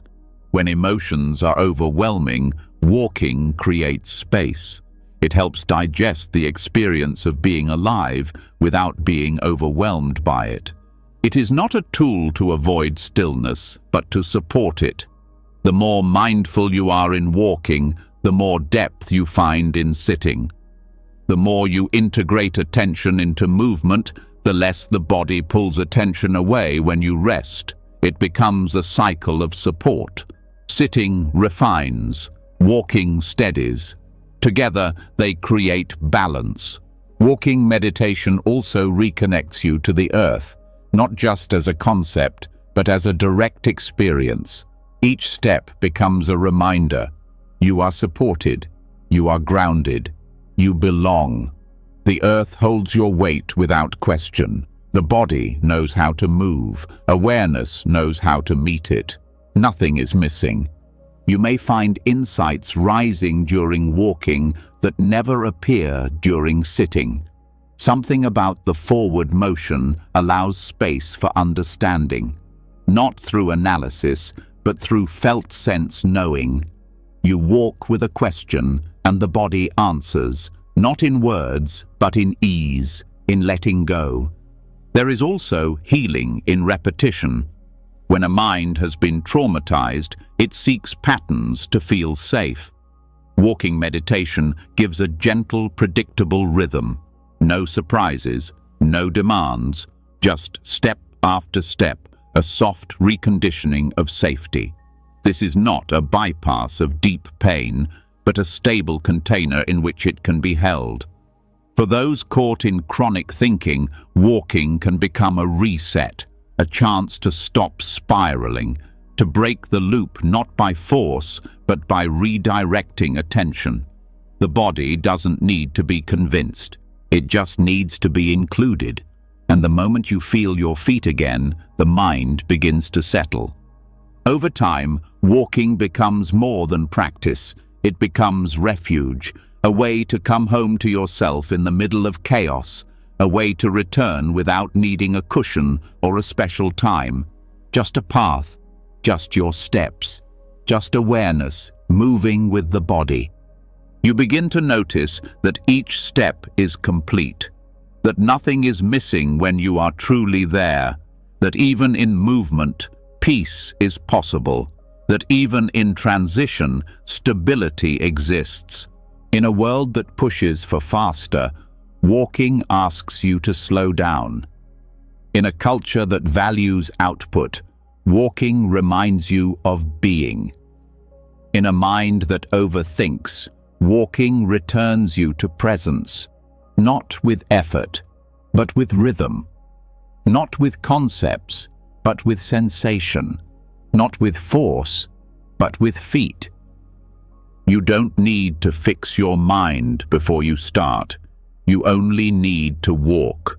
The ground will hold you, the body will guide you, and awareness, patient and quiet, will meet you step by step. This is how the loop breaks. Not all at once, but one step at a time, mind moving with body, thought resting in presence. Nothing pushed away, nothing clung to, just walking, just now, just this. There's something deeply honest about walking with yourself. No pretending, no performing, no escaping into thought. Just the ground, the body, and the return to what is real. And as the steps continue, as thoughts lose their hold, you begin to feel something more primal, more ancient, stirring in the quiet. Not more thinking, but something deeper. Sound, vibration, resonance. Not noise from the outside, but rhythm from within. And this is where another doorway opens. One not through stillness or movement, but through voice, through tone, through chant. A direct and embodied way to calm the nervous system and bring the scattered pieces of mind back into harmony. Buddhist chanting is not a performance. It is not meant to entertain. It is a practice of tuning the body and mind through sound. For centuries, Pali suttas and sacred phrases have been chanted not only for their meaning, but for their effect on consciousness. Repeating the syllables slowly, gently, with full awareness shifts something inside. It bypasses the analytical mind. It works directly on the body's energy, on the breath, on the nervous system. The sounds of ancient languages like Pali or Sanskrit are structured with vibration in mind. When chanted slowly, they create subtle internal movements. The mouth shapes the air. The breath follows the rhythm. The chest opens. The face relaxes. The tone resonates in the head and torso. This isn't abstract. It's physical. Sound becomes a tool for inner balance, a kind of massage for the vagus nerve, a steadying of the heartbeat, a softening of the grip of anxiety. You don't need to understand the meaning of every word for the chant to work. The body understands tone before the mind interprets language, and because chanting slows your breath, it shifts the nervous system out of fight or flight and into rest and digest. You begin to feel more anchored, less scattered. The mind becomes quieter, not because you're silencing it, but because you're giving it something steady to follow. Chanting is not about belief. It's about direct experience. When done with sincerity and presence, it creates a state of coherence. Breath, sound, and awareness begin to move together. This synchronization is what calms the heart and regulates emotional energy. You may start with tension, but after several minutes of steady repetition, the body responds. Shoulders drop, thoughts settle. You return to something deeper than language. Some chants are long, others short. Even one word repeated with mindfulness can shift your state. The repetition brings rhythm. Rhythm builds structure. Structure creates a container where the mind can rest. This is especially useful when thought loops are active. The sound gives the mind something to hold, something to align with, and this alignment begins to undo the confusion created by scattered attention. The chants often begin with refuge, going for shelter in the Buddha, the Dharma, and the Sangha. These are not abstract ideals. They are reminders. The Buddha represents awakening. The Dharma is the path of truth. The Sangha is the community of those walking with sincerity. Saying these aloud brings intention to the surface. It reminds the nervous system that safety is possible, that belonging is real, that clarity can be returned to. There are chants for protection, like the Ratana Sutta, and chants for loving kindness, like the Metta Sutta. Each has its own energy, but beyond content, it's the act of steady sound that matters. Sound removes the need to find the perfect thought. It takes over where words once created tension. Now the same voice becomes the vehicle for release. Chanting also supports emotional release. Emotions are often stored in the chest, throat, and stomach. These are also the places where sound resonates. When the voice is used in a non-performative way, it becomes a direct expression of feeling. You don't need to analyze your sadness. You give it sound. You don't need to explain your fear. You chant through it. The vibration carries what words cannot. This form of meditation also trains concentration. Unlike silent sitting, where the mind can drift quietly, chanting demands presence. You stay with syllables, pace, tone. You are either there or not. This makes it especially useful for minds that wander easily. The sound brings you back without judgment. Group chanting adds another dimension. When voices come together, something collective arises. Breathing synchronizes. Sound builds harmony. The individual nervous systems begin to regulate together. You feel part of something beyond your own thoughts. Isolation fades. The collective vibration becomes a shared grounding. But chanting alone is equally powerful. It becomes a way to care for your own energy, to regulate your state without needing to fix anything. You sit, you breathe, you begin, and the sound leads you deeper into yourself, into a space that holds everything without panic. A space where calm is not something to reach, but something to return to. The posture during chanting also matters. Sitting upright allows the diaphragm to move. The spine supports the breath. The chin is slightly tucked to open the back of the neck. The mouth stays soft. This physical alignment supports vocal resonance. It also creates a sense of dignity, an inner structure that holds you up when the mind wants to collapse. Chanting can be done slowly, almost whispered or strong and steady. The pace affects the state of mind. Slow chanting grounds. Faster chanting energizes. You learn to meet yourself where you are. If you feel heavy, you chant with brightness. If you feel restless, you chant with weight. The voice becomes your own medicine. There is also a devotional element, but it doesn't have to be religious. Devotion here means sincerity, full presence, offering your attention with care. It means stepping beyond analysis and into felt experience. It means trusting that the act of chanting itself is enough. No need for performance, no need for results, just sound, just awareness, just now. Over time, the body remembers. Chanting becomes a nervous system imprint. You say the first phrase and the body begins to soften. The breath lengthens. The tone of voice reminds the heart how to rest. This is not conditioning in a mechanical sense. It's memory. The body remembering what peace feels like through repetition.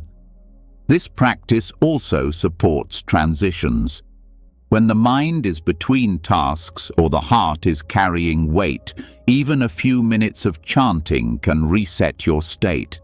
It marks a shift from outer to inner, from doing to being, from overwhelm to coherence. You don't have to chant perfectly. The sound doesn't have to be beautiful. It has to be real. Authenticity is what makes the vibration work. The body responds to sincerity, and when sound arises from presence, something within always listens. There's also a purification process. Chanting brings up what is unprocessed. As the voice opens, the deeper layers of feeling may surface: memories, grief, anger. The sound holds space for them to move, not to be explained, but to be felt and released. This is healing not through thinking, but through vibration. The practice doesn't end when the chant ends. The after effect stays. The quiet that follows is often deeper than any silent meditation. The body still hums with the echo. The mind rests in the space sound created. This is the pause where clarity returns, where decisions become simple, where anxiety loses its grip. Over time, chanting becomes part of your rhythm. Like walking or breathing, it becomes another way to return, to soothe, to focus, to remember. And because it uses voice, it connects the inner world to the outer. It unites awareness with action, intention with sound. You may find a phrase that works for you. One line, repeated slowly, becomes a rope you can hold. In Pali or your native language, it doesn't matter. The power is not only in meaning, it's in tone, in presence, in consistency. This is not a practice to force. It is one to explore. Some days you will want to be silent. Others, the voice will call you. Listen. Follow. Let the vibration teach you. Not through ideas, but through resonance, through experience. And slowly, chanting becomes less of a technique and more of a way of being. You speak with more care. You listen more closely. Your nervous system holds less tension. Your presence carries more steadiness. In a world that overwhelms with noise, chanting offers a different sound, one that restores, one that rebalances, one that brings the mind home to the body, the breath, the heart. Not through volume, not through force, but through vibration that begins inside and echoes far beyond it. And when the final syllable fades and the last vibration settles into silence, something remains. A stillness not born from effort, but from resonance. A calm that doesn't need to be explained. After chanting, the nervous system rests. The breath deepens without intention. The body softens its grip. But even in this silence, the path is not meant to be walked alone. Even the most centered breath, the most focused step, the most resonant chant, all happen within the context of a shared world. At some point, the heart begins to recognize what it needs is not more isolation, but more depth in connection, not more socializing, but more sincerity.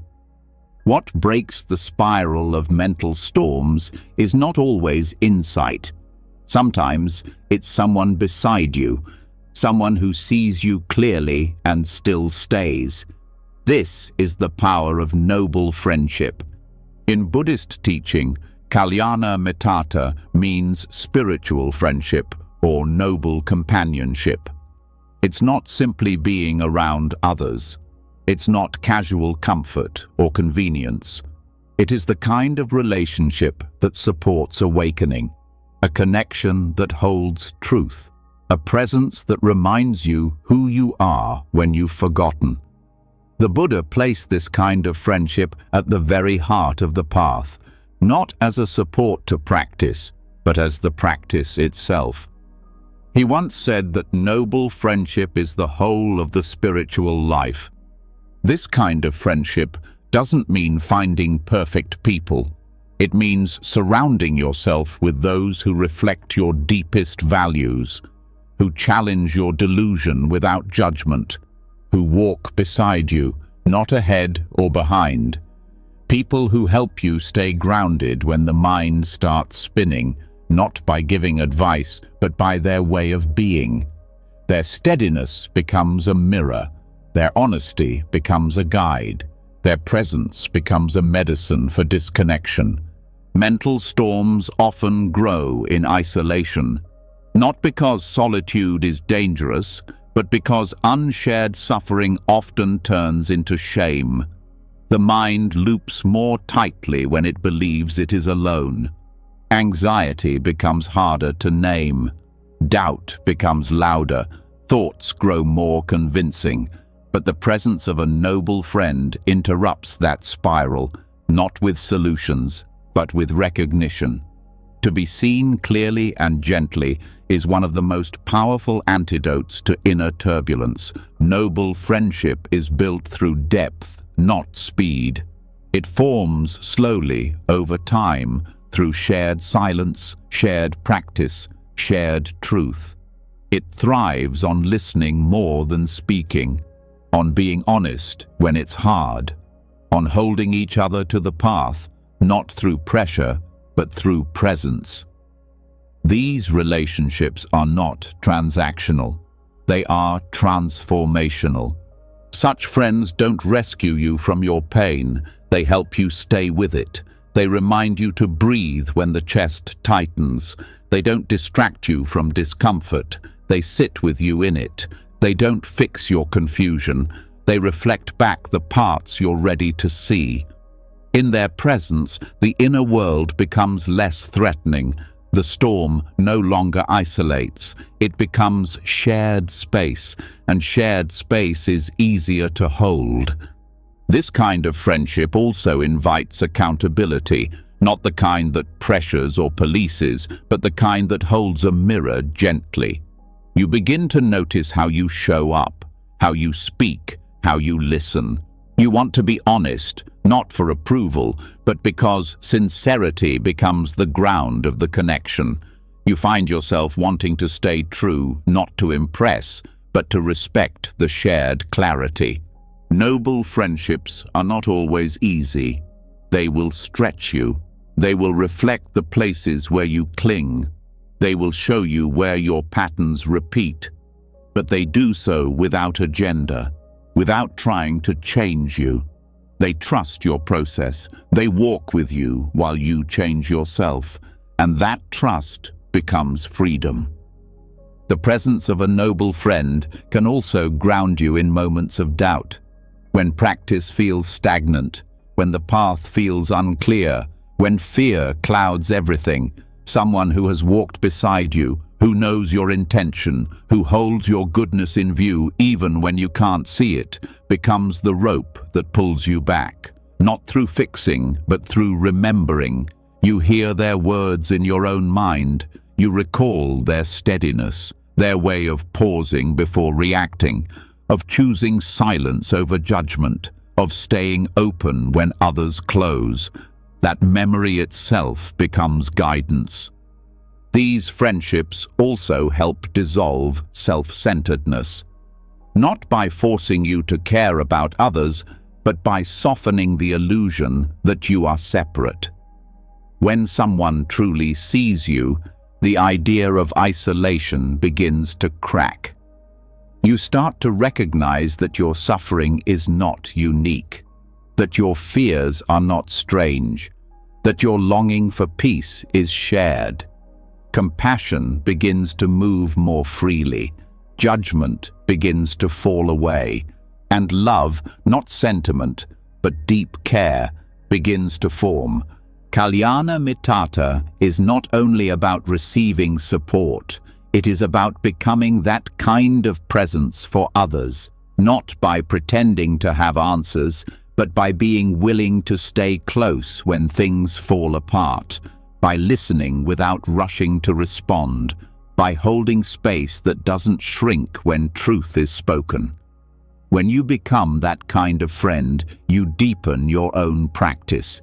Your presence becomes part of someone else's path. Your stillness becomes a shelter. Community built on noble friendship doesn't have to be large.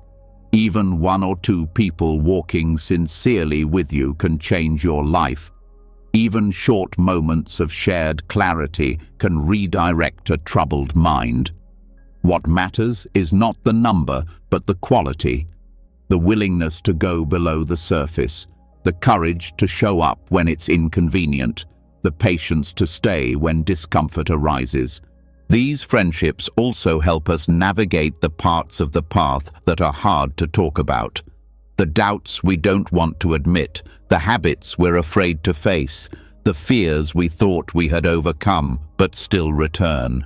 When these are spoken into a space of respect, they lose their weight. When they're received without shock or dismissal, the shame dissolves. You begin to realize that healing doesn't happen alone. It happens in reflection, in resonance, in being met with presence instead of reaction. Noble friends also protect you from extremes. They remind you when you're pushing too hard. They reflect when you're avoiding something. They bring balance, not through criticism, but through perspective. Their steadiness becomes something you lean on, not because you're weak, but because interdependence is strength. No one wakes up alone. No one heals in isolation. The path is walked together, even when the steps are separate. There is also a quiet joy that comes from this kind of friendship. A joy that doesn't need entertainment or escape. A joy rooted in authenticity, in being seen without needing to perform, in holding space for someone else without needing to fix them. This joy becomes a support during difficulty.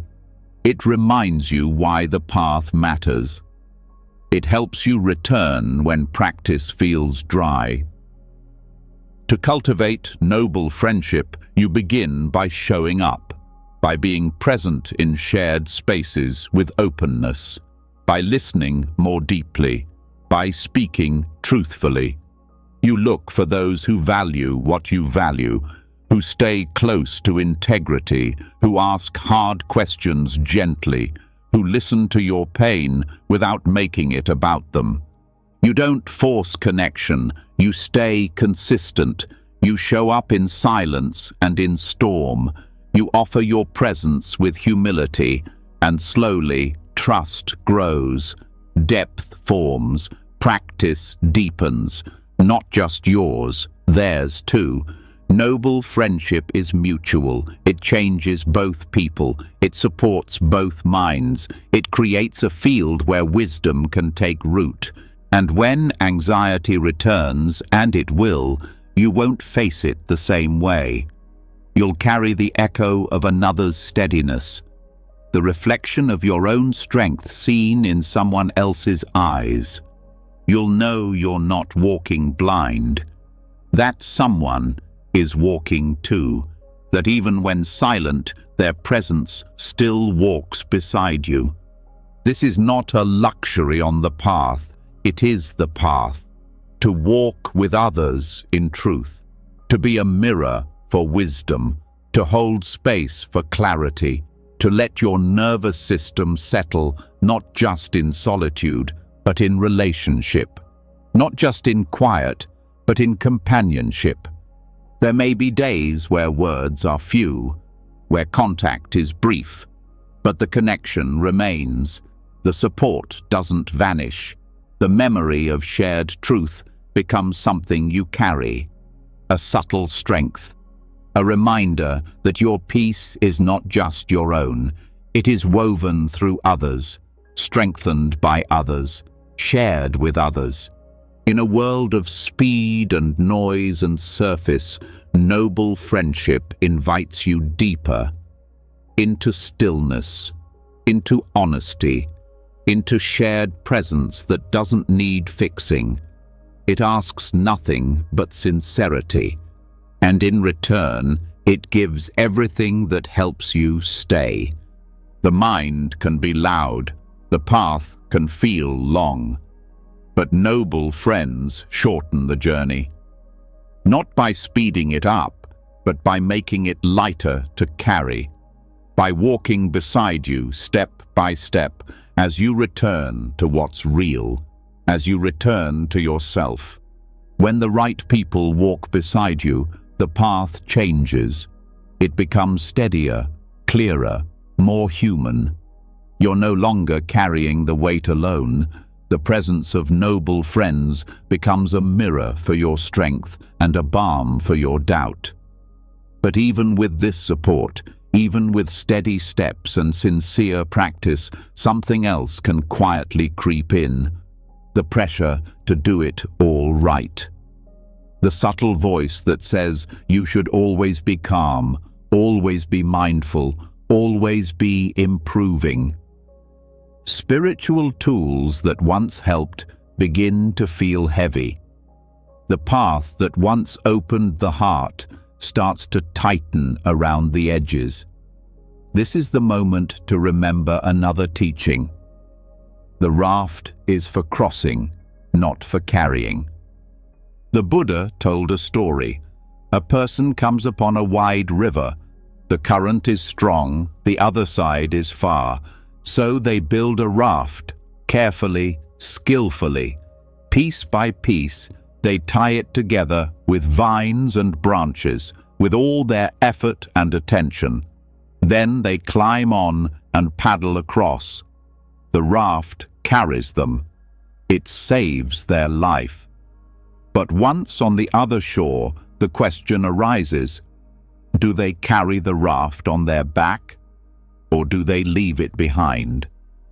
The raft is like the practices that brought you here: meditation, chanting, study, discipline. Each of them has purpose. Each of them offers structure, but they are not the destination. They are tools. And there comes a time when holding them too tightly begins to cause stress, when the identity of being a practitioner becomes another mask, when doing it all perfectly becomes more important than actually being free. Letting go of the raft doesn't mean throwing away wisdom. It means recognizing when attachment to the method becomes its own form of suffering, when presence turns into performance, when effort turns into identity. The same mindfulness that teaches you to watch thoughts can also teach you to watch how you relate to practice itself. Sometimes anxiety disguises itself as discipline. The need to check every box, to measure progress, to feel spiritual enough. But this need often comes from the same restlessness the practice was meant to calm. The raft was built to carry you out of the storm, not to weigh you down once the water is calm. It's important to see where striving hides, not in the obvious, but in the subtle.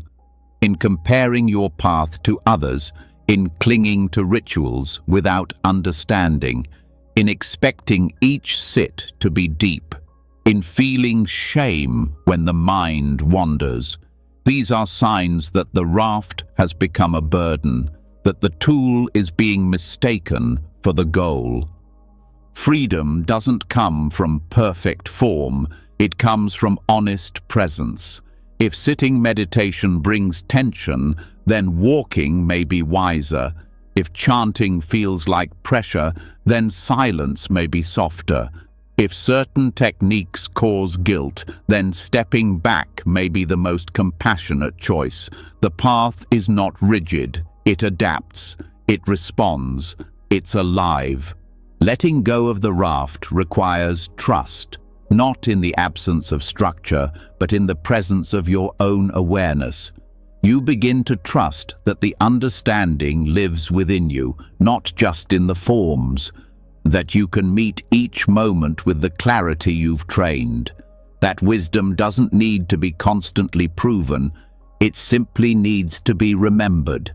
This letting go is not laziness, it's maturity. It's knowing when effort becomes ego, when the search for peace becomes another form of control. It's the willingness to pause, to rest, to receive, to allow space between practice and performance, between method and meaning. There is also compassion in this release, the kindness to recognize that no technique will erase your humanness. That awakening isn't about escaping flaws, but about holding them without fear. That liberation is not perfection, it's spaciousness. Enough space to be who you are, as you are, without needing to be better first. Some people fear that letting go of structure means losing direction, but the path doesn't disappear when you stop gripping it. It often becomes clearer, because now you're walking with lightness, with trust, with awareness that doesn't demand a result. This also opens up a more intuitive way of living. You start to feel your way through each day, not by habit, but by presence. What practice supports the body today? What reflection calms the mind? What action expresses compassion? This is not abandoning the path. This is walking it with more ease, more honesty, more flexibility. And this shift helps dissolve spiritual pride, the subtle sense that you're more awake, more advanced, more disciplined. When the raft is clung to as identity, it separates, it becomes a badge. But when it's seen as a tool, humility grows.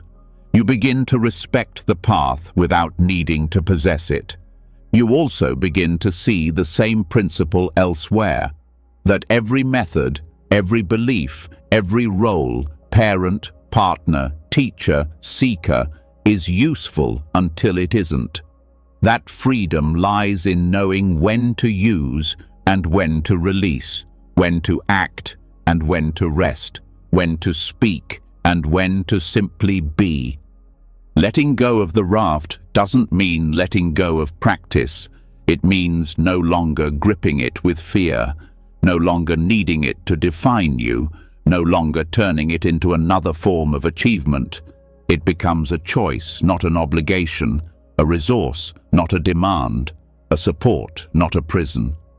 You may find that some tools return in new ways, that breath awareness deepens without structure, that chanting arises naturally in moments of stillness, that silence becomes more nourishing when not scheduled. This is the flowering of understanding, when the essence of practice moves freely through your life without needing a fixed form. And sometimes the raft needs to be picked up again. That's okay. There will be other rivers, other storms. Letting go now doesn't mean never returning. It means trusting that you'll know when to hold and when to release, that the tools will be there when needed, that your awareness will know how to meet the moment.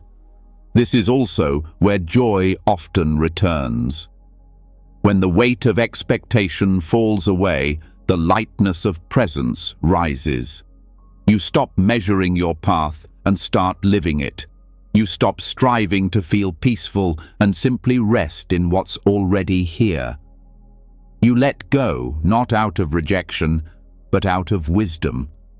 and what remains is clarity, stillness, space.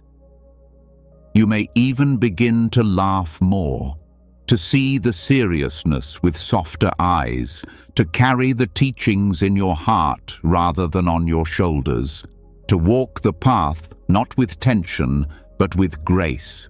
Because the purpose of the raft was never to be carried forever, it was to bring you here, to the place where you remember you've always been enough, where nothing more needs to be added, where the tools have done their work.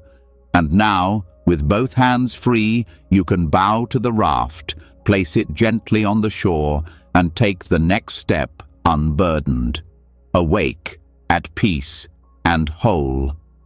There's something powerful about releasing what once held you.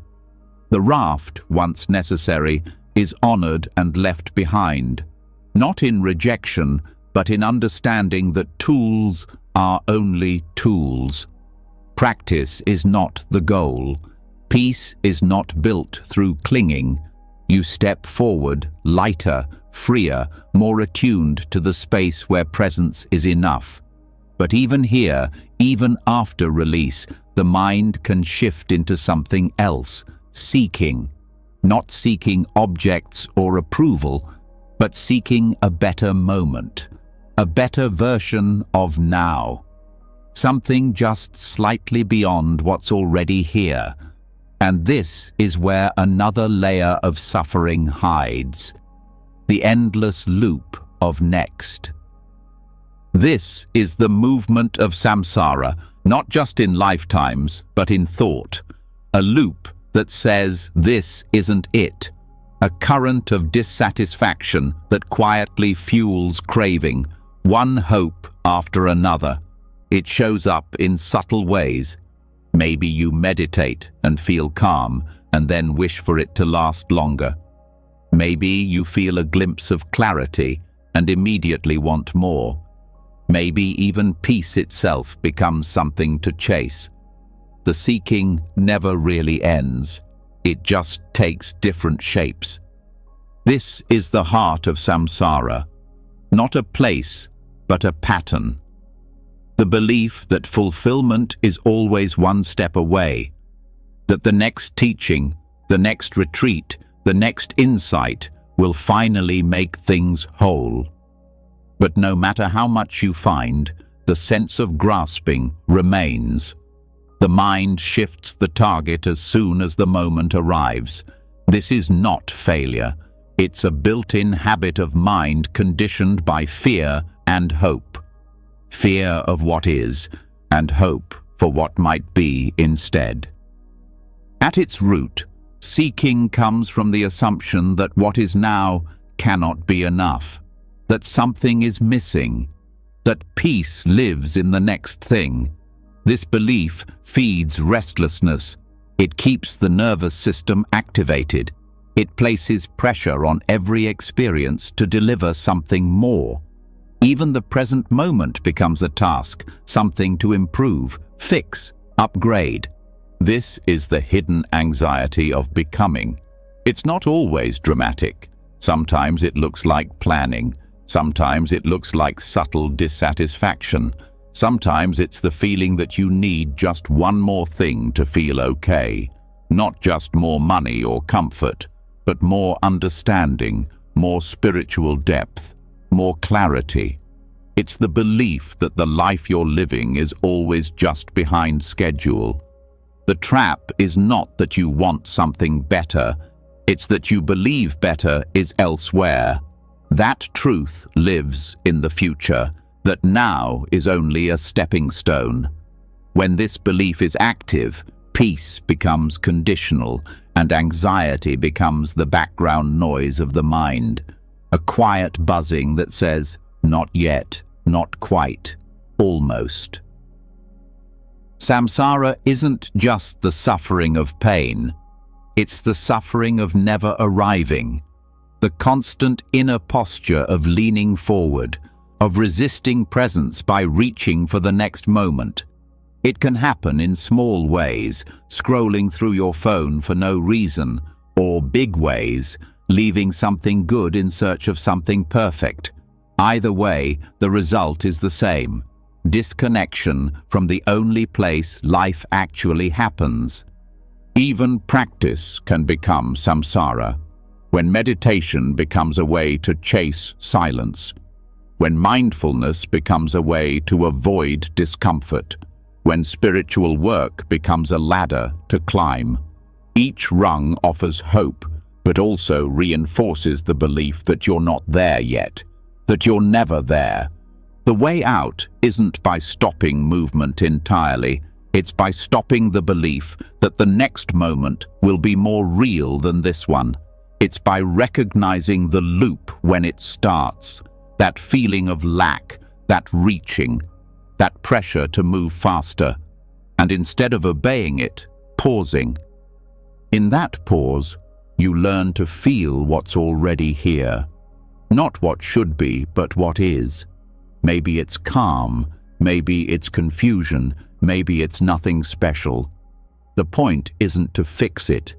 It's to stop running from it. To stop treating now as a problem to solve. When you stay still long enough, the seeking impulse becomes clear. It rises like a wave. It tightens the chest. It fills the head with urgency. You want to check something, learn something, escape something. This is the engine of samsara showing itself. But if you breathe, if you stay, if you don't act on it, the wave passes, and something else is felt. Stillness, simplicity, enoughness. You may notice how often this seeking is tied to identity. The mind says, "I'm someone who should be more evolved by now," or "I'm someone who needs to understand everything." The identity fuels the motion, but when identity is relaxed, the pressure softens. There's no one to improve, only awareness meeting itself. This doesn't mean stopping growth. It means changing your relationship to it. Growth is natural. Seeking is often reaction. Growth comes from curiosity. Seeking comes from fear. Growth trusts process. Seeking demands arrival. One nourishes, the other depletes. You also begin to notice how seeking creates comparison. When you believe someone else is further along, you feel behind. When you think you've reached something others haven't, you feel ahead. Both states disconnect you. They reinforce the belief that awakening is somewhere on a timeline and you have to find your place. But presence doesn't exist in time. It exists in experience. Even in daily life, the seeking pattern plays out. You drink tea and think about the next task. You walk and think about the destination. You finish one book and immediately order another. The rhythm of reaching becomes so normal, it feels invisible. But it's not neutral. It costs peace. It feeds anxiety. Interrupting the loop starts with awareness, catching the feeling of dissatisfaction just as it begins. Noticing the moment you stop experiencing and start scanning for what's next. Noticing the moment joy fades because the mind wants more. Noticing the moment rest becomes guilt. These are the micro movements of samsara, the places where inner peace drains without your consent. To stop the cycle, you don't need to fight it. You need to feel it. To stay when the discomfort of stillness arises, to breathe when nothing is happening, to trust that this ordinary, imperfect moment is not lacking anything, that it doesn't need to become anything else to be enough. This is not settling. This is awakening to sufficiency. It's seeing that presence is not a state to chase, but a return to what's never left. It's the radical act of choosing to be here, not for a reward, but because here is what's real. It also means forgiving the moments you forget. You will seek again. the mind will hope again. You will lean forward into the future. That's okay. But each time you see it, each time you pause, each time you return, you weaken the loop. You begin to feel that peace isn't found at the end of the path, but in the way you walk it. Eventually, the seeking mind begins to slow on its own, not because you've reached everything, but because you've stopped needing to. You start to enjoy what's already unfolding. You listen more deeply, you taste more fully, you rest more willingly. And in that rest, the fear begins to fade. The fear that you'll miss something, that you'll never be whole, that you have to keep chasing or fall behind. You realize there is nowhere to arrive, no final version of you that solves everything, just presence, just breath, just this. The trap of next is a subtle one, but once seen, it begins to dissolve, not through effort, but through awareness, through the quiet understanding that striving doesn't end suffering. It often sustains it. You begin to walk differently, not trying to get somewhere, but expressing the path in each step. You sit not to become still, but because you already are. You listen not to gain insight, but because the moment deserves your full attention. And slowly, the restlessness that once felt so normal loses its pull. You don't need to rush. You don't need to prove. You don't need to upgrade this moment. Because there's no better place to be than here. No better version of you to wait for. No future that contains more life than this one. When that truth is felt, not just believed but lived, the loop unwinds, and what remains is peace. Not because everything is resolved, but because you are no longer running. You have returned to now, and now is already whole. Once the habit of chasing dissolves, once the mind stops leaning into future fantasies and begins to rest in what's already here, something quieter begins to reveal itself. The space around experience becomes wider. The need to fix or improve each moment weakens. But even in this stillness, something else may stir beneath the surface. Restlessness, mood swings, anxiety, even confusion can still arise, often without warning. Not because you're seeking, but because you're feeding, not with intention, but unconsciously. The body and mind are always being nourished by what's taken in, not just food, but impressions, intentions, and mental patterns. This is where the teaching on the 4 nutriments becomes essential, not as a metaphor, but as a precise understanding of how suffering is sustained. The Buddha described 4 types of nutriment, 4 sources of energy that keep the stream of life, consciousness, and mind-body processes flowing. They don't just shape the body, they shape emotion, perception, reactivity, and clarity. Each of them feeds or weakens anxiety depending on how we relate to them.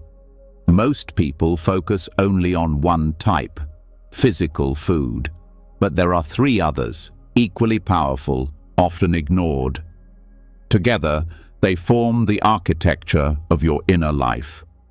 The first is edible food. It's the most visible. What you eat directly affects your energy, your focus, and your emotional tone. Food impacts blood sugar, inflammation, hormone levels, all of which influence your baseline mood. If the body is in distress, the mind becomes less stable.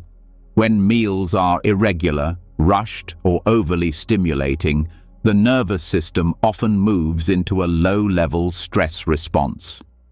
This sets the stage for anxiety, not as a reaction to thought, but as a physiological background.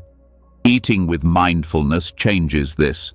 The act of slowing down, chewing fully, and paying attention allows digestion to activate more fully.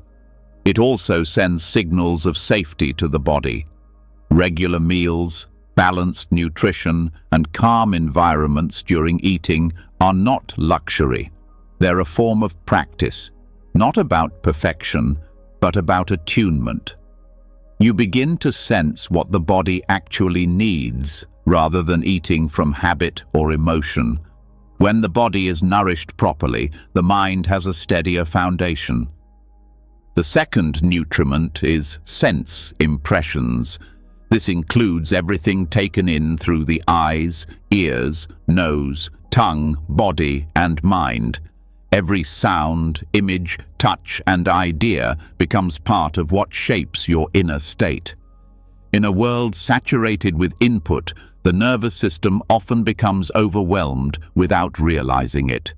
Doom scrolling, violent entertainment, chaotic environments, or simply too much stimulation can overfeed the mind with agitation. The result is not always immediate. It builds over time. Being mindful of what you consume through your senses is not about restriction.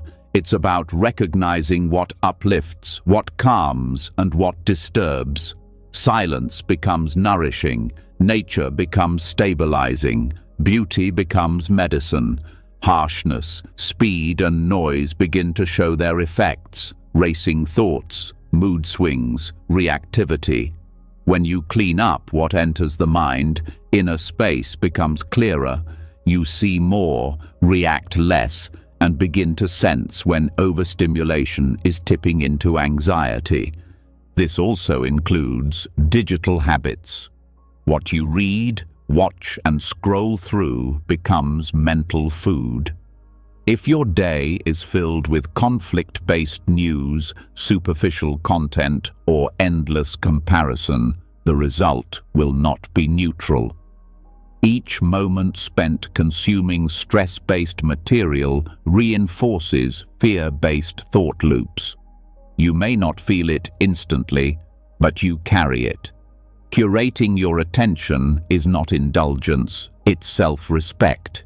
It's a commitment to internal balance. Just as you choose clean food for the body, you begin to choose clean impressions for the mind. The third nutriment is volition, intention, will, or desire. This is what drives action. Every decision, whether spoken or silent, is powered by volition. The quality of this intention shapes how energy flows. If the underlying volition is fear, anxiety is never far. If it's driven by greed or self-centeredness, the mind will experience contraction. When volition is rooted in compassion, clarity, or truthfulness, the entire nervous system aligns with peace. This type of nourishment is subtle, but it's constantly active. Even your reason for practicing becomes a form of food. Are you sitting to escape your life or to meet it more honestly? Are you acting from a place of lack or from love?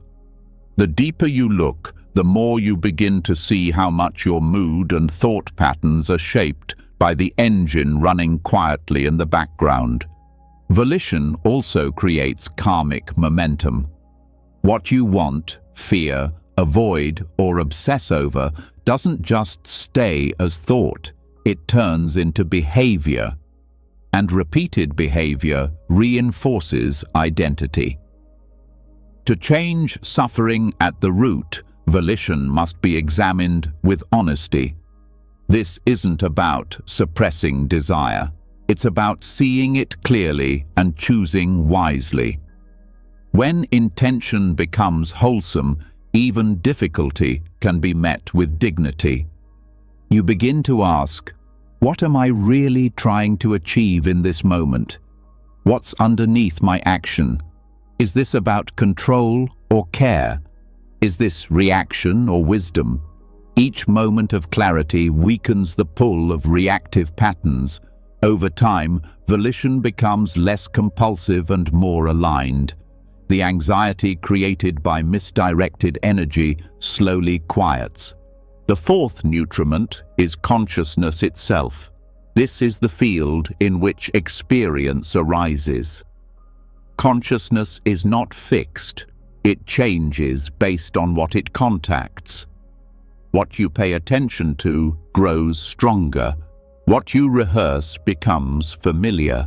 If your awareness constantly orbits around fear, it builds neural pathways and emotional habits to match. The mind begins to expect threat, even in safety.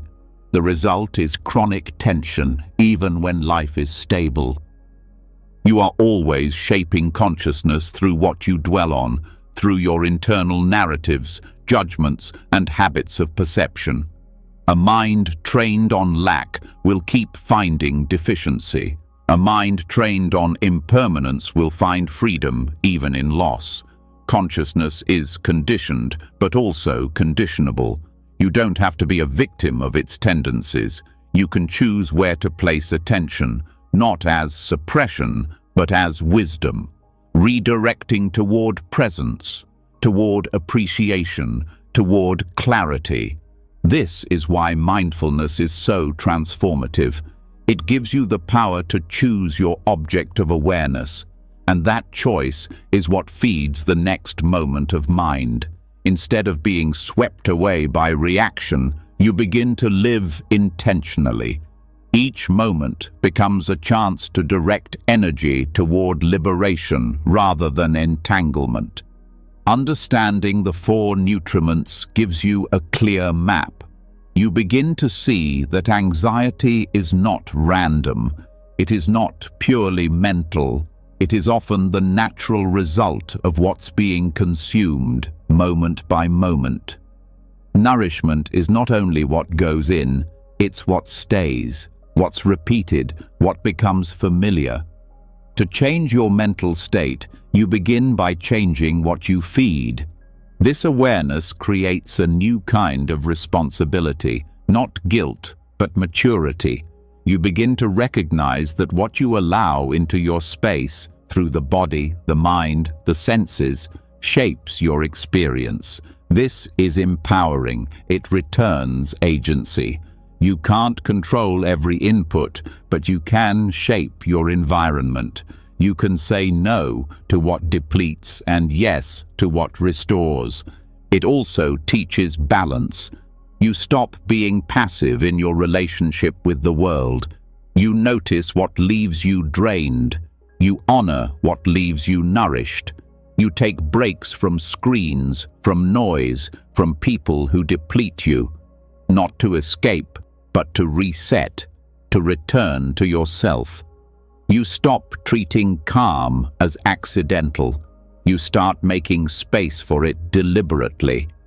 Over time, this awareness becomes embodied. You don't need to think through every choice. The body begins to guide you. You feel when something is too much, when input has overloaded the system, when you need silence or nature or breath. You learn to trust these signals. They are not weakness, they are wisdom.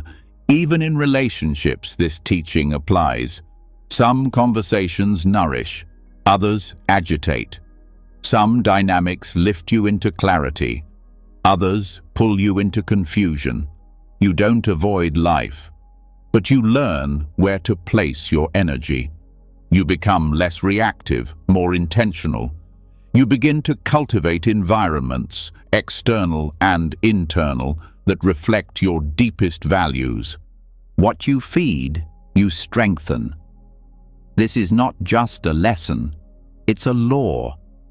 If you feed agitation with distraction, it grows. If you feed fear with avoidance, it expands. But if you feed presence with breath, if you feed kindness with action, if you feed peace with space, then those qualities begin to take root. Nourishment becomes your practice, not just what you do on the cushion, but how you live, how you eat, listen, speak, move, how you choose silence, how you select your input, how you relate to craving, how you stay present. Not to chase perfection, but to care, to live in a way that supports clarity rather than confusion. This is not about controlling everything. It's about being awake to what enters your system.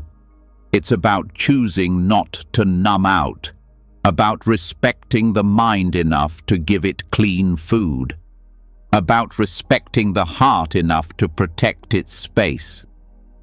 You stop asking why anxiety keeps returning. You start asking, what have I been feeding it? And then, gently, without judgment, you change the meal. You offer presence, simplicity, breath, stillness. You give the mind space. You give the body rest. You give the nervous system what it really needs, not more input, not more seeking, just less disturbance, just more space. And in that space, you begin to heal, not through control, but through care, moment by moment, thought by thought, choice by choice. This is how suffering weakens, not through fighting it, but through starving it of what keeps it alive, and feeding instead what leads you home. Once you begin to see clearly what you're feeding, the whole rhythm of your inner world changes. You stop fueling fear with stimulation. You stop reinforcing confusion with unconscious habits. The mind becomes quieter, not because it was forced, but because you stopped giving it what keeps it spinning. You learn to nourish peace instead of pressure. But even when the mind settles, even when rest is finally possible, something else can quietly sneak back in, a subtle, tight loop that wraps around awareness itself. It's not the original fear, but a reaction to that fear, a second wave that brings judgment, shame, and tension, and often, without even knowing it, you're no longer afraid of the world.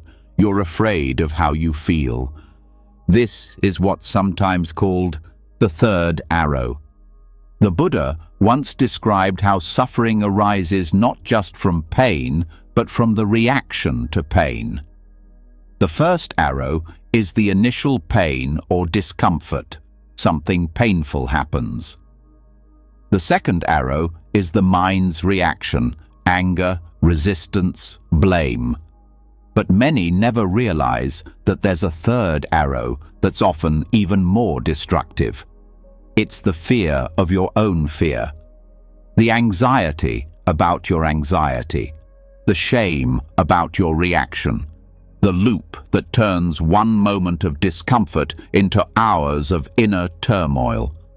The third arrow is subtle because it doesn't feel like another event. It feels like who you are.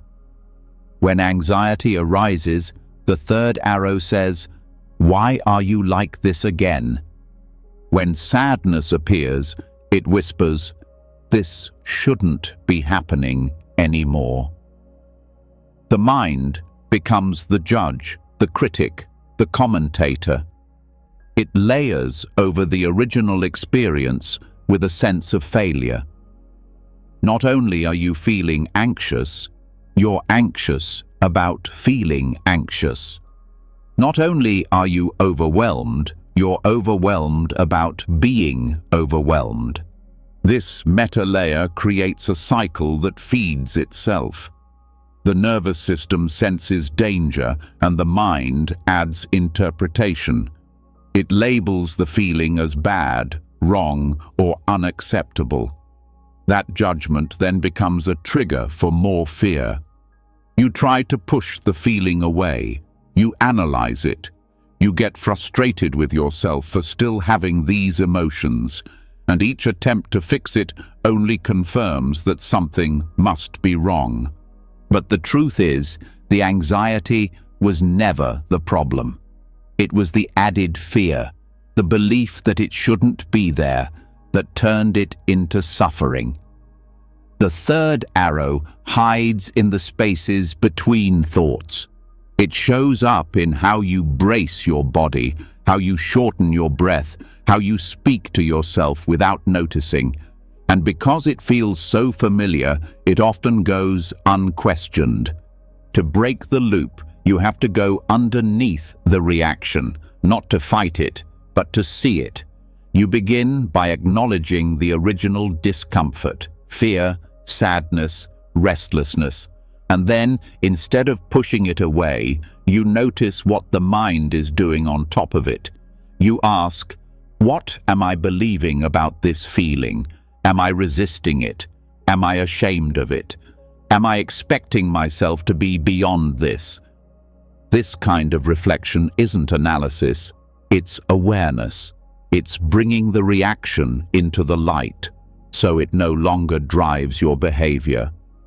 You begin to notice how often your suffering isn't from the feeling itself, but from trying to not feel it. The third arrow is the tension of non-acceptance, the war against what already is. The antidote is not control, it's permission. You allow the fear to be present without needing it to vanish.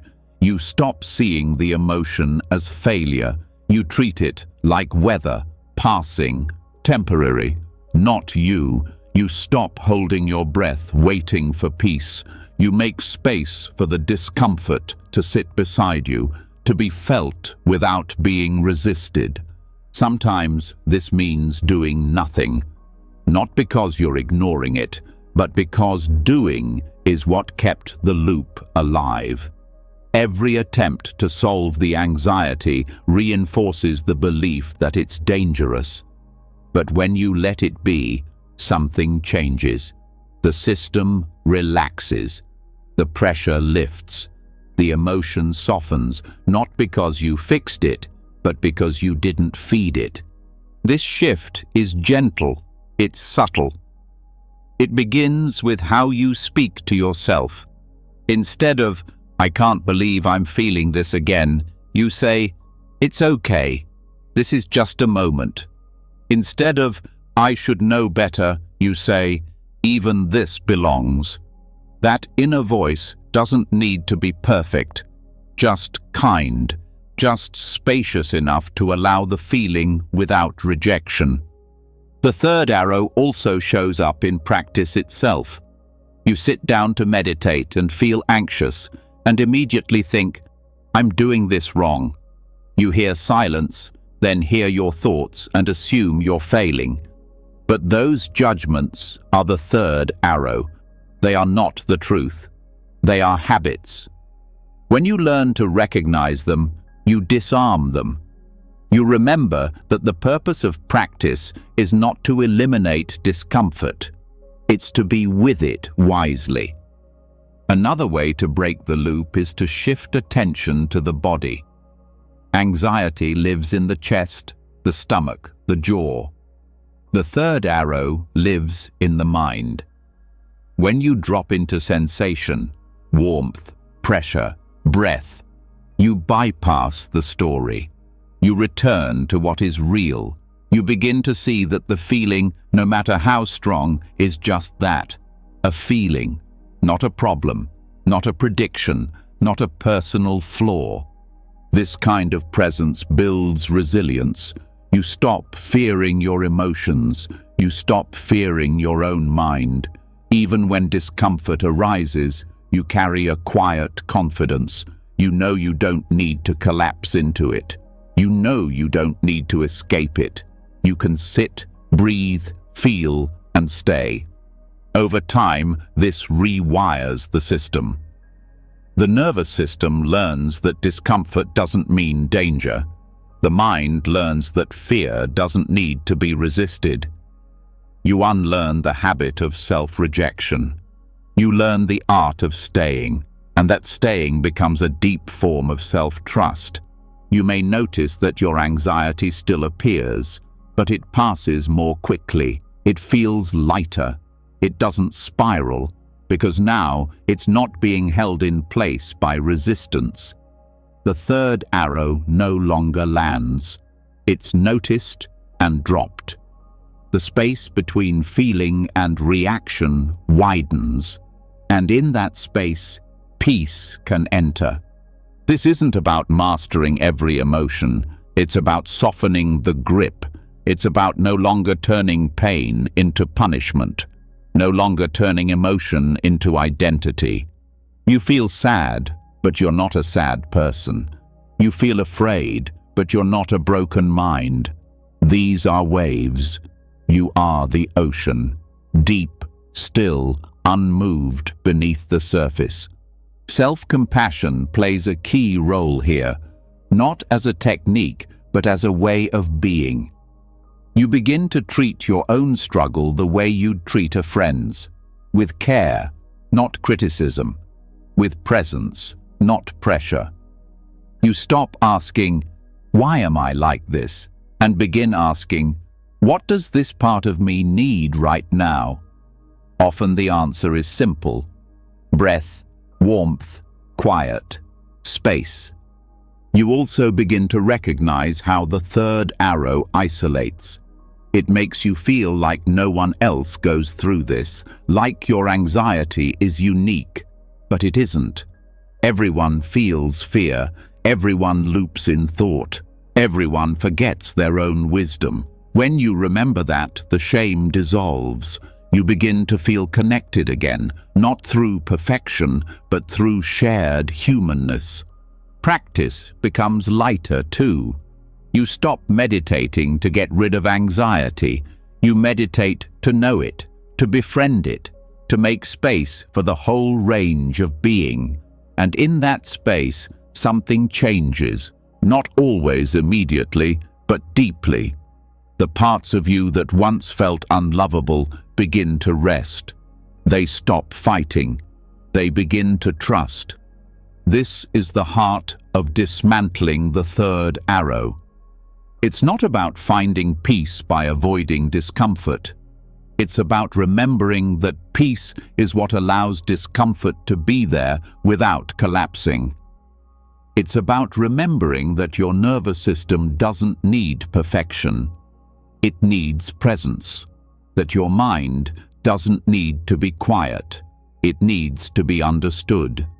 And slowly, the need to fear your fear fades. The pressure to feel only good things weakens. You begin to trust the flow of your own experience, not because you've figured it out, but because you've stopped turning against it. That's what healing looks like. Not the absence of difficult moments, but the absence of self-attack in their presence. You stand where you once ran. You breathe where you once panicked. You stay soft where you once fought. And in that softness, something beautiful happens. The arrows fall. Not because there are no more challenges, but because you've stopped shooting yourself. Because you've remembered that you don't need to be free from pain to be free within it. Because you've discovered that even anxiety, when met with love, loses its power. And that is peace, not the absence of feeling, but the presence of kindness in every feeling that comes. When the third arrow is no longer drawn, when the mind stops turning against itself in fear of fear, a quiet space opens. Not the kind created by pushing everything away, but the kind that remains when resistance falls.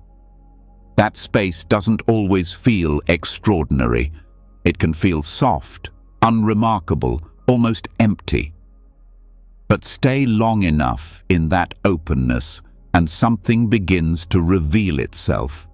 Not through effort, but through stillness. Not as a reward, but as a signpost. The deeper the mind settles, the more it begins to show signs of calm that aren't created by thought.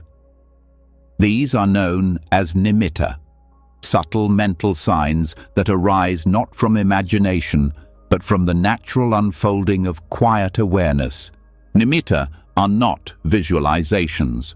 They are not fantasies or projections. They are spontaneous markers of depth in meditation.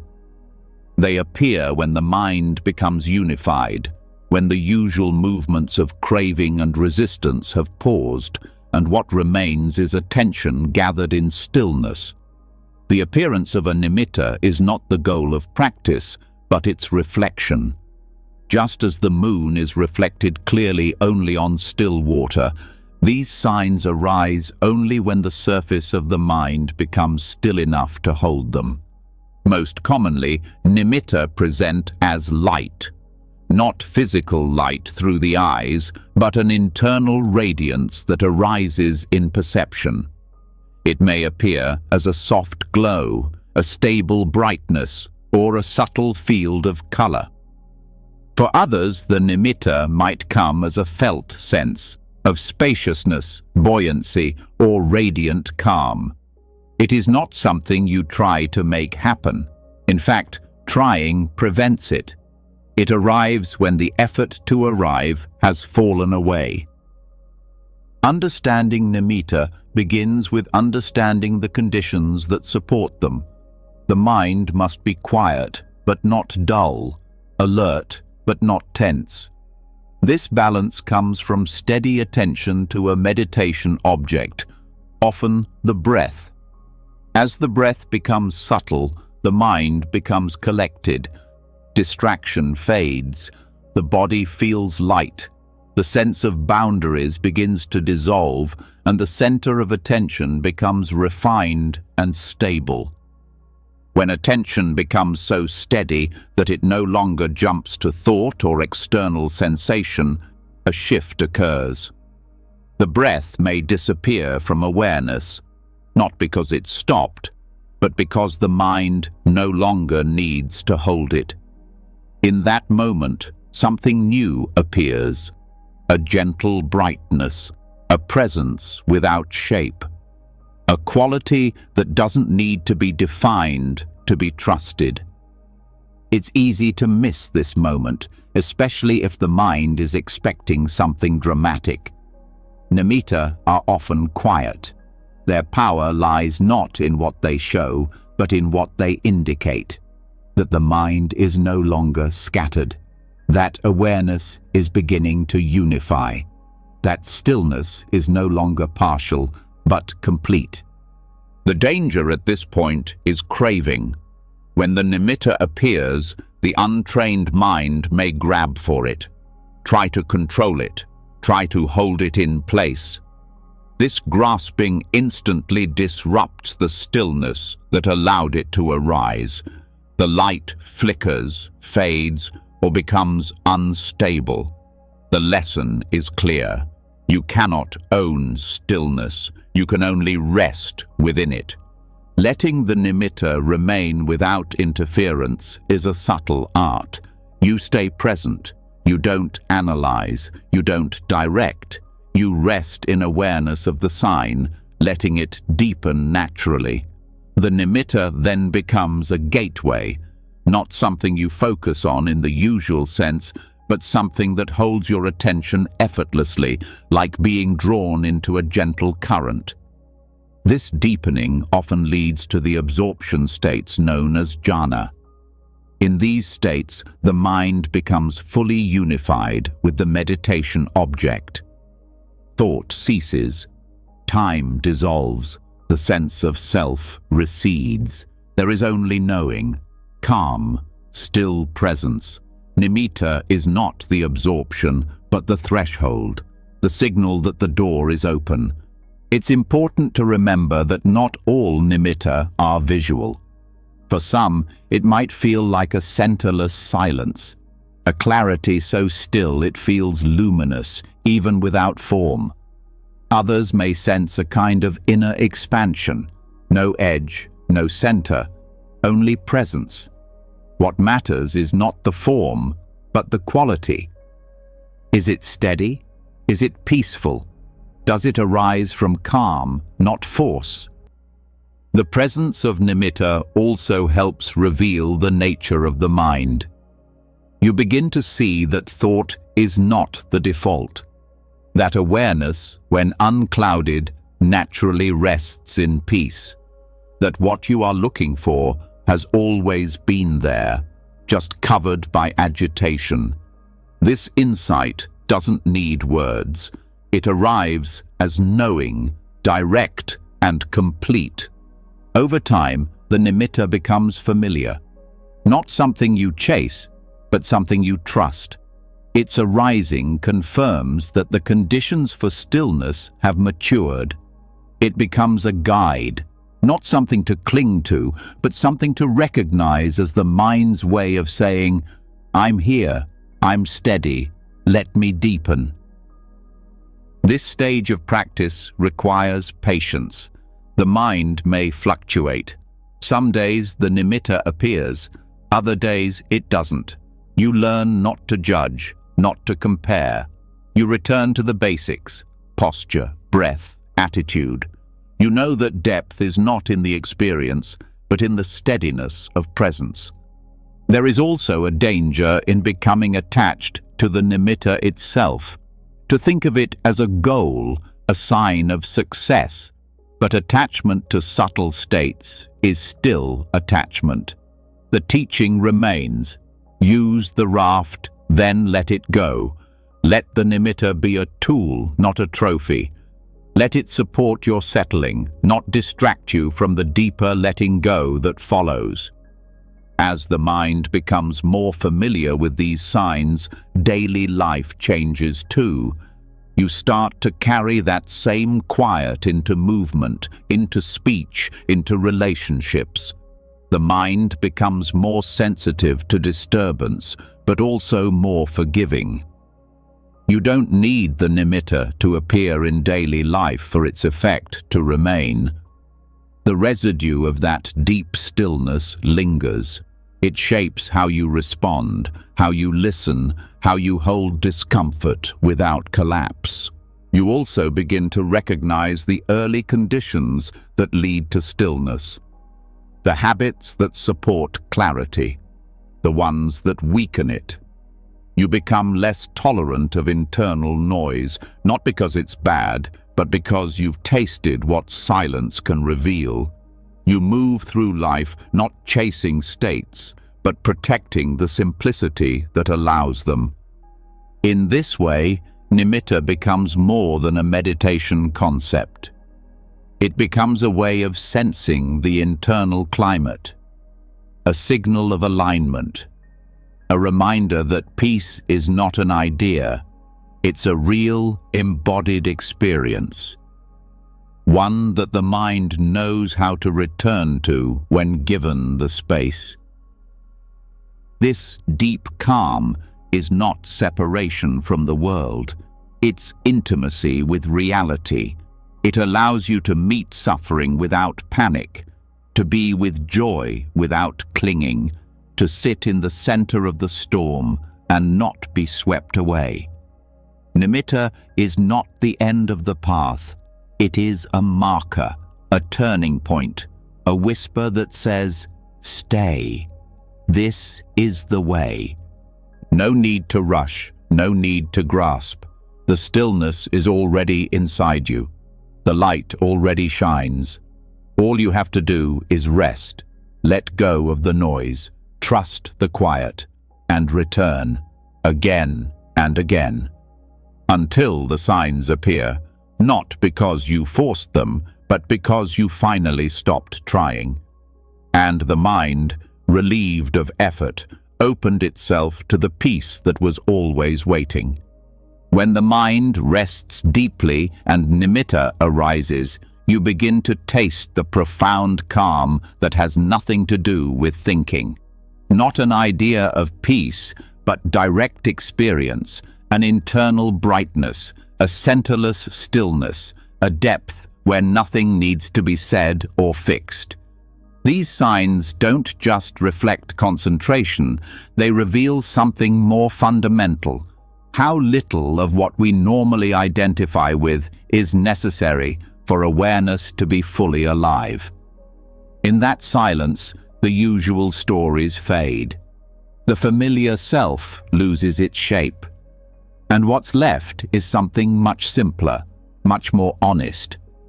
But when the sitting ends and the body is felt again, something else returns with it. Tension, discomfort, image, the sense of being someone in a body, with all the attachments and fears that come with it. This is where the contemplation of the 32 parts of the body becomes a tool, not to disconnect, but to see clearly. This practice is direct and grounding. It begins by breaking down the illusion of the body as a unified, beautiful, or fixed object.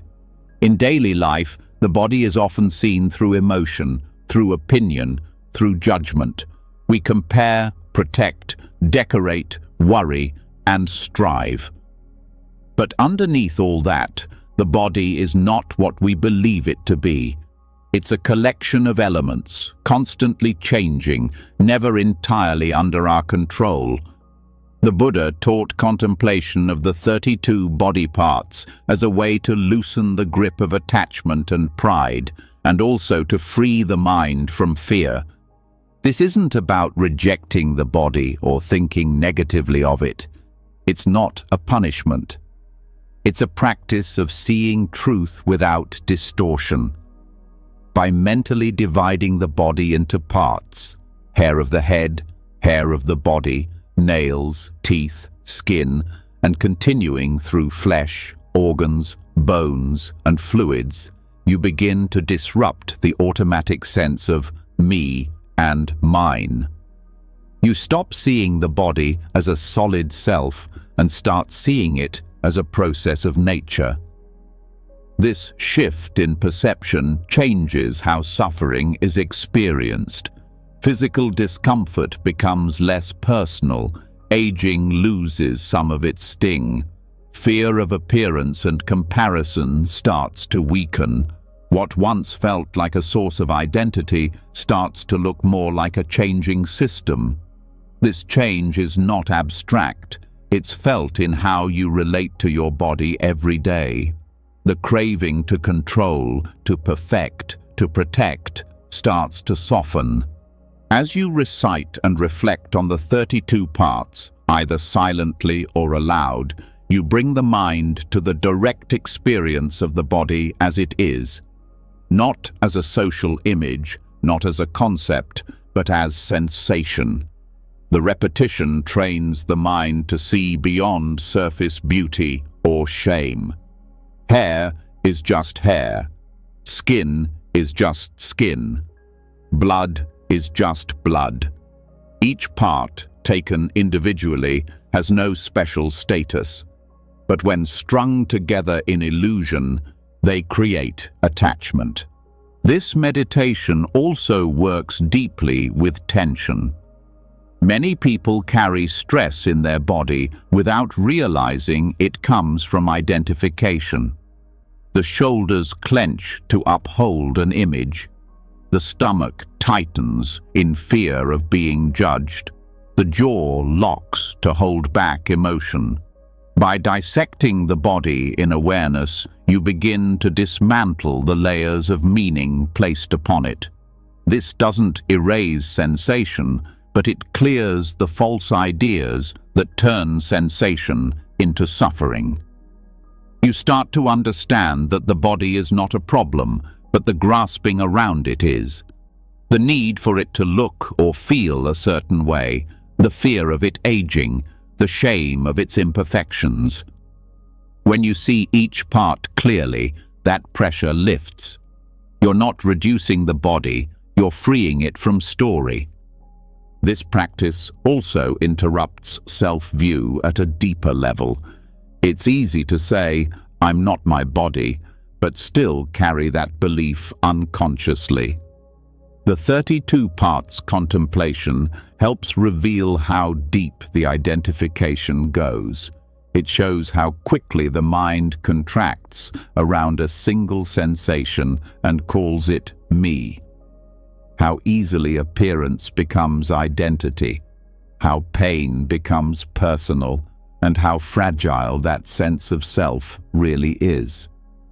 By returning again and again to the list, the mind is trained to see with balance. The parts of the body are not rejected, but put in perspective. No single part carries the burden of beauty or failure. They all arise from conditions. They all change. They all return to the earth. This reflection becomes especially powerful when practiced during sitting or lying down, where the body is still. You mentally scan each part, visualizing, sensing, naming. The practice can be slow, with attention lingering on each item, or rhythmic, like a chant. Either way, the goal is not intellectual understanding, but direct perception, feeling the truth of impermanence, of non-self, of the body as nature. Over time, a quiet respect arises, not the kind based on admiration, but on truth. You care for the body not out of vanity, but out of clarity. You feed it, clean it, rest it, because it is a vehicle, not an identity. And that shift makes daily life lighter. There's less pressure to be seen a certain way, less fear when illness comes, less despair when youth fades. Because now you know what this body truly is, a temporary arrangement of elements. The contemplation also protects the mind from extremes. When the mind clings too much to pleasure, the practice brings balance. When the mind falls into disgust or aversion, the same contemplation restores equanimity. It reminds you that the body is neither to be worshipped nor rejected. It is to be understood, and through understanding, peace is possible. This practice also brings humility. You realize that every body, yours, others, all beings, is subject to the same truth. That behind appearance is the same structure. That pain and aging and death are not personal tragedies, but universal conditions. Compassion grows from this. You begin to soften your judgments of others, to look past the surface, to connect more deeply. You may also notice a new kind of freedom in sensation. Sensations no longer control your mood. Pleasure is enjoyed, but not chased. Discomfort is noted, but not exaggerated.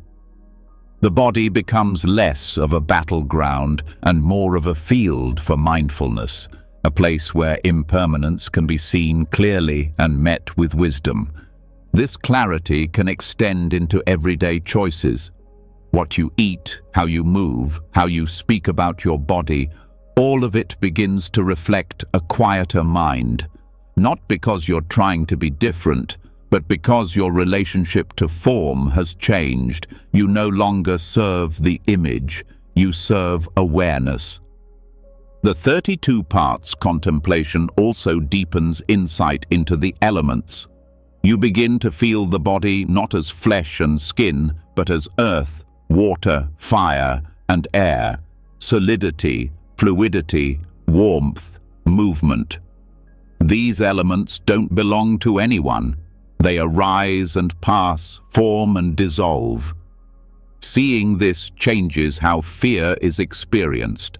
Fear of injury, loss, change, it all begins to loosen, because the body is no longer seen as permanent or personal. Practicing this reflection with consistency rewires the inner lens. The mind that once narrowed around physical identity now opens into space. You stop seeing your reflection as a verdict. You stop reacting to every sensation as a crisis. You start living from a place that is deeper than appearance, deeper than physical form. This doesn't mean detaching from the body in a cold or indifferent way. It means meeting the body with reality. And in that meeting, there's room for care, rest, appreciation, but without obsession, without pressure, without fear. The more this insight matures, the more you feel its ripple in emotional life too. Reactions lose some of their urgency. Desires don't burn so hot. The need to defend, to impress, to hold on softens, because now you've seen what the body is. You've seen what the self is not. And in that seeing, peace begins to feel natural. Not because you escaped the body, but because you saw through the illusions placed on it. Not because you abandoned form, but because you stopped mistaking it for something solid and separate. So, the practice continues, not for perfection, but for freedom. Not to numb feeling, but to see through clinging. To feel the breath without building a self around it. To touch the skin without defining identity. To move, live, and care, not from ego, but from understanding. This is what the contemplation gives. Not answers, but perspective. Not detachment, but peace. A shift so gentle it may be missed, but so powerful it changes everything. You carry this clarity into life, into movement, into aging, into pain, into beauty. And with every moment, you remember, this too is just a part. This too is just a process. And I do not need to cling to what is passing to know what is real. When the illusion of the body begins to dissolve, when each part is seen not as self, but as a changing process of nature, something inside shifts. What once felt solid becomes spacious. What once demanded control begins to soften. You start to see not just the body differently, but your whole experience. Thoughts, feelings, sensations, all begin to lose the weight they once carried. And in that shift, a deeper question arises. If even the body is not who I am, what else have I been mistaking for self? The answer leads straight to the structure of thought itself. Not isolated thoughts, but the entire system of overthinking that once ruled the inner life. The teachings point to something beyond the endless movement of the mind. Stream entry. Stream entry, the first irreversible shift in Buddhist awakening, is not a mystical status. It is the beginning of the end of confusion. It is the moment when the core habits that feed suffering are finally seen through in a way that cannot be unseen. It is not a state that needs to be sustained. It is a turning, a reorientation of the whole path. And what changes most deeply is the relationship to thought. Not that thoughts stop, but that their power collapses. Before this shift, the mind tends to live in constant conversation with itself, planning, regretting, comparing, doubting. These patterns are not neutral. They shape perception, emotion, and action. Overthinking becomes the atmosphere in which experience happens. It colors everything. And because the thoughts are so loud and constant, they are often mistaken for truth. But when stream entry occurs, the very structure that gives thoughts their authority is no longer believed in the same way.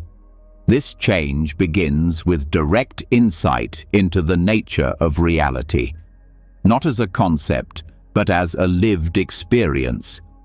The insight into non-self becomes more than an idea. It becomes an unshakable recognition. The view of a permanent, separate self is broken, not because it's denied, but because it's seen through. The thoughts that once circled around me now lose their center. The mind still moves, but it no longer clings to the movement. Overthinking collapses, not because thinking stops, but because identification with thinking weakens. There is a clear knowing. This is just thought, not mine, not truth, not personal. It arises and passes like everything else. This recognition removes the fuel. Thoughts may still arise out of habit, but they don't catch fire. They don't become obsession. They don't spiral into endless loops. The insight also weakens doubt. One of the core fetters broken at stream entry is skeptical doubt, not healthy inquiry, but the kind of inner spinning that leads nowhere. Doubt about the path, about one's own capacity, about what is real. When this is gone, the mind gains stability. It no longer searches for something to stand on. It knows where it stands. It trusts the unfolding of truth. Another fetter that falls away is attachment to fixed identity. The belief that there is a permanent self behind experience. This is subtle. It's not about thinking, I exist or I don't. It's about the underlying feeling of being a center around which everything orbits. When this view is dismantled, the mind stops returning to self-reference as a baseline. It stops building stories around my pain, my thoughts, my journey. There is still care, still commitment, but the tension around self collapses. This shift is not theoretical. It shows up in daily life. In moments of stress that once led to hours of rumination, now there is awareness, pause, release. In situations that once triggered identity defense, there is space to respond instead of react. The mind becomes more flexible, less threatened, less compulsive. The internal monologue becomes quieter, not because it's pushed down, but because it's no longer needed in the same way. The endless commentary that tried to protect the self loses its urgency when the self is no longer held so tightly. Thought becomes a tool, not a master, a servant of awareness, not its owner. Stream entry also brings a deep sense of direction. The path no longer feels uncertain. Practice becomes simpler, not because it requires less effort, but because there is no longer confusion about why it's being done. The energy that once went into doubt and over-analysis is now available for presence, for refinement, for compassion. This change doesn't mean perfection. It doesn't erase old patterns completely. It means they are seen in real time, and that seeing has power. Even when thoughts return, they don't stick in the same way. Even when fear arises, it's held in a larger space. The mind doesn't fall for its own stories as easily. It watches, allows, releases. This stability brings emotional balance. When overthinking fades, so does the emotional turbulence it creates. Joy is more accessible. Sadness is less overwhelming. There's more room for humor, for patience, for kindness, because the mind is no longer hijacked by its own narratives. Even perception shifts. What once felt solid and fixed now feels fluid. Situations are no longer viewed through the lens of self-interest. Relationships are less entangled with ego. There's more space to see others clearly, to respond with empathy, to let go of needing to be right. This freedom deepens with practice. Stream entry is the beginning, the insight that starts the unraveling. It sets the mind on an irreversible course. The current flows toward truth, toward peace, toward the end of suffering, not through avoidance, but through understanding.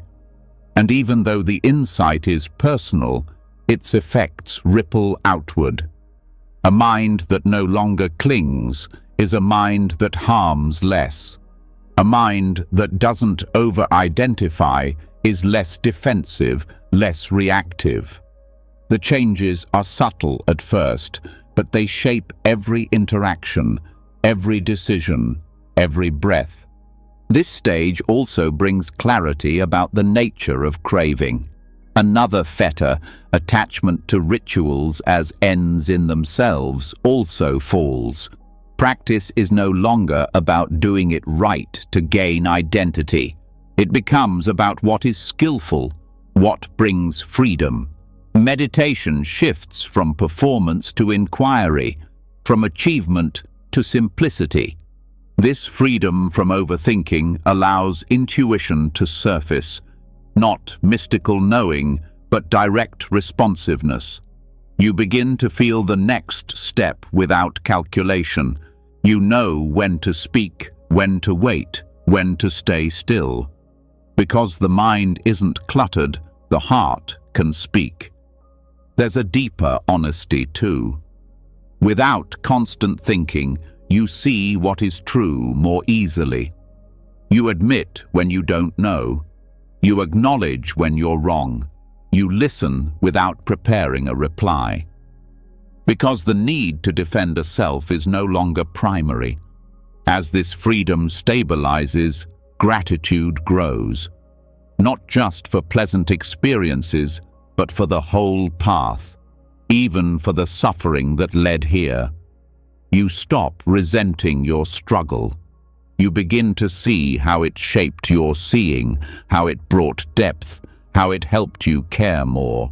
And so the path continues. Not from lack, but from clarity. Not from fear, but from love. The mind may still have thoughts, but it is no longer trapped by them. The self may still appear, but it's seen for what it is, just another movement, just another process. Empty, changing, harmless when not clung to.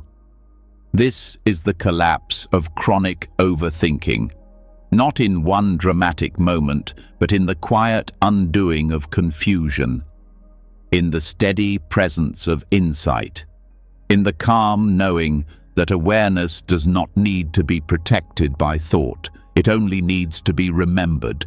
And from this place, everything begins to change. Thought no longer leads. Awareness leads. Silence is no longer empty. It is full of knowing, full of freedom, full of peace. You've just taken a journey through more than 3 hours of timeless Buddhist wisdom, a path that gently peeled back the layers of anxiety, overthinking, fear, and self-doubt. You didn't just listen. You slowed down, you saw, you remembered. From the stillness of the breath to the sharp clarity of the cemetery contemplations. From the grounding rhythm of mindful walking to the deep resonance of chanting. From learning how craving feeds the storm to seeing that the self you protect might never have been solid at all, this wasn't information. It was transformation. You learned how thought isn't the enemy, but clinging is. How silence can heal what thinking never could. How presence is not passive, but the most powerful act of compassion there is. You're not the same as when you started. Not because you added something new, but because you let go of what never belonged. The tools are here now, gentle, ancient, quietly powerful. The breath, the body, awareness, and the knowing that freedom doesn't arrive someday. It begins now, in this very moment, exactly as it is. If any part of this resonated with you, if even one phrase gave you space to breathe, share it in the comments below, not just for us, but for the next person who needs it. Sometimes a single insight left by a stranger is the thing that saves someone else. And if you want to keep walking this path of insight and calm together, subscribe to the channel. There's more to learn, more to unlearn, and more silence to rest in, together. Now take one breath, just one. Let it be enough, and carry that stillness with you.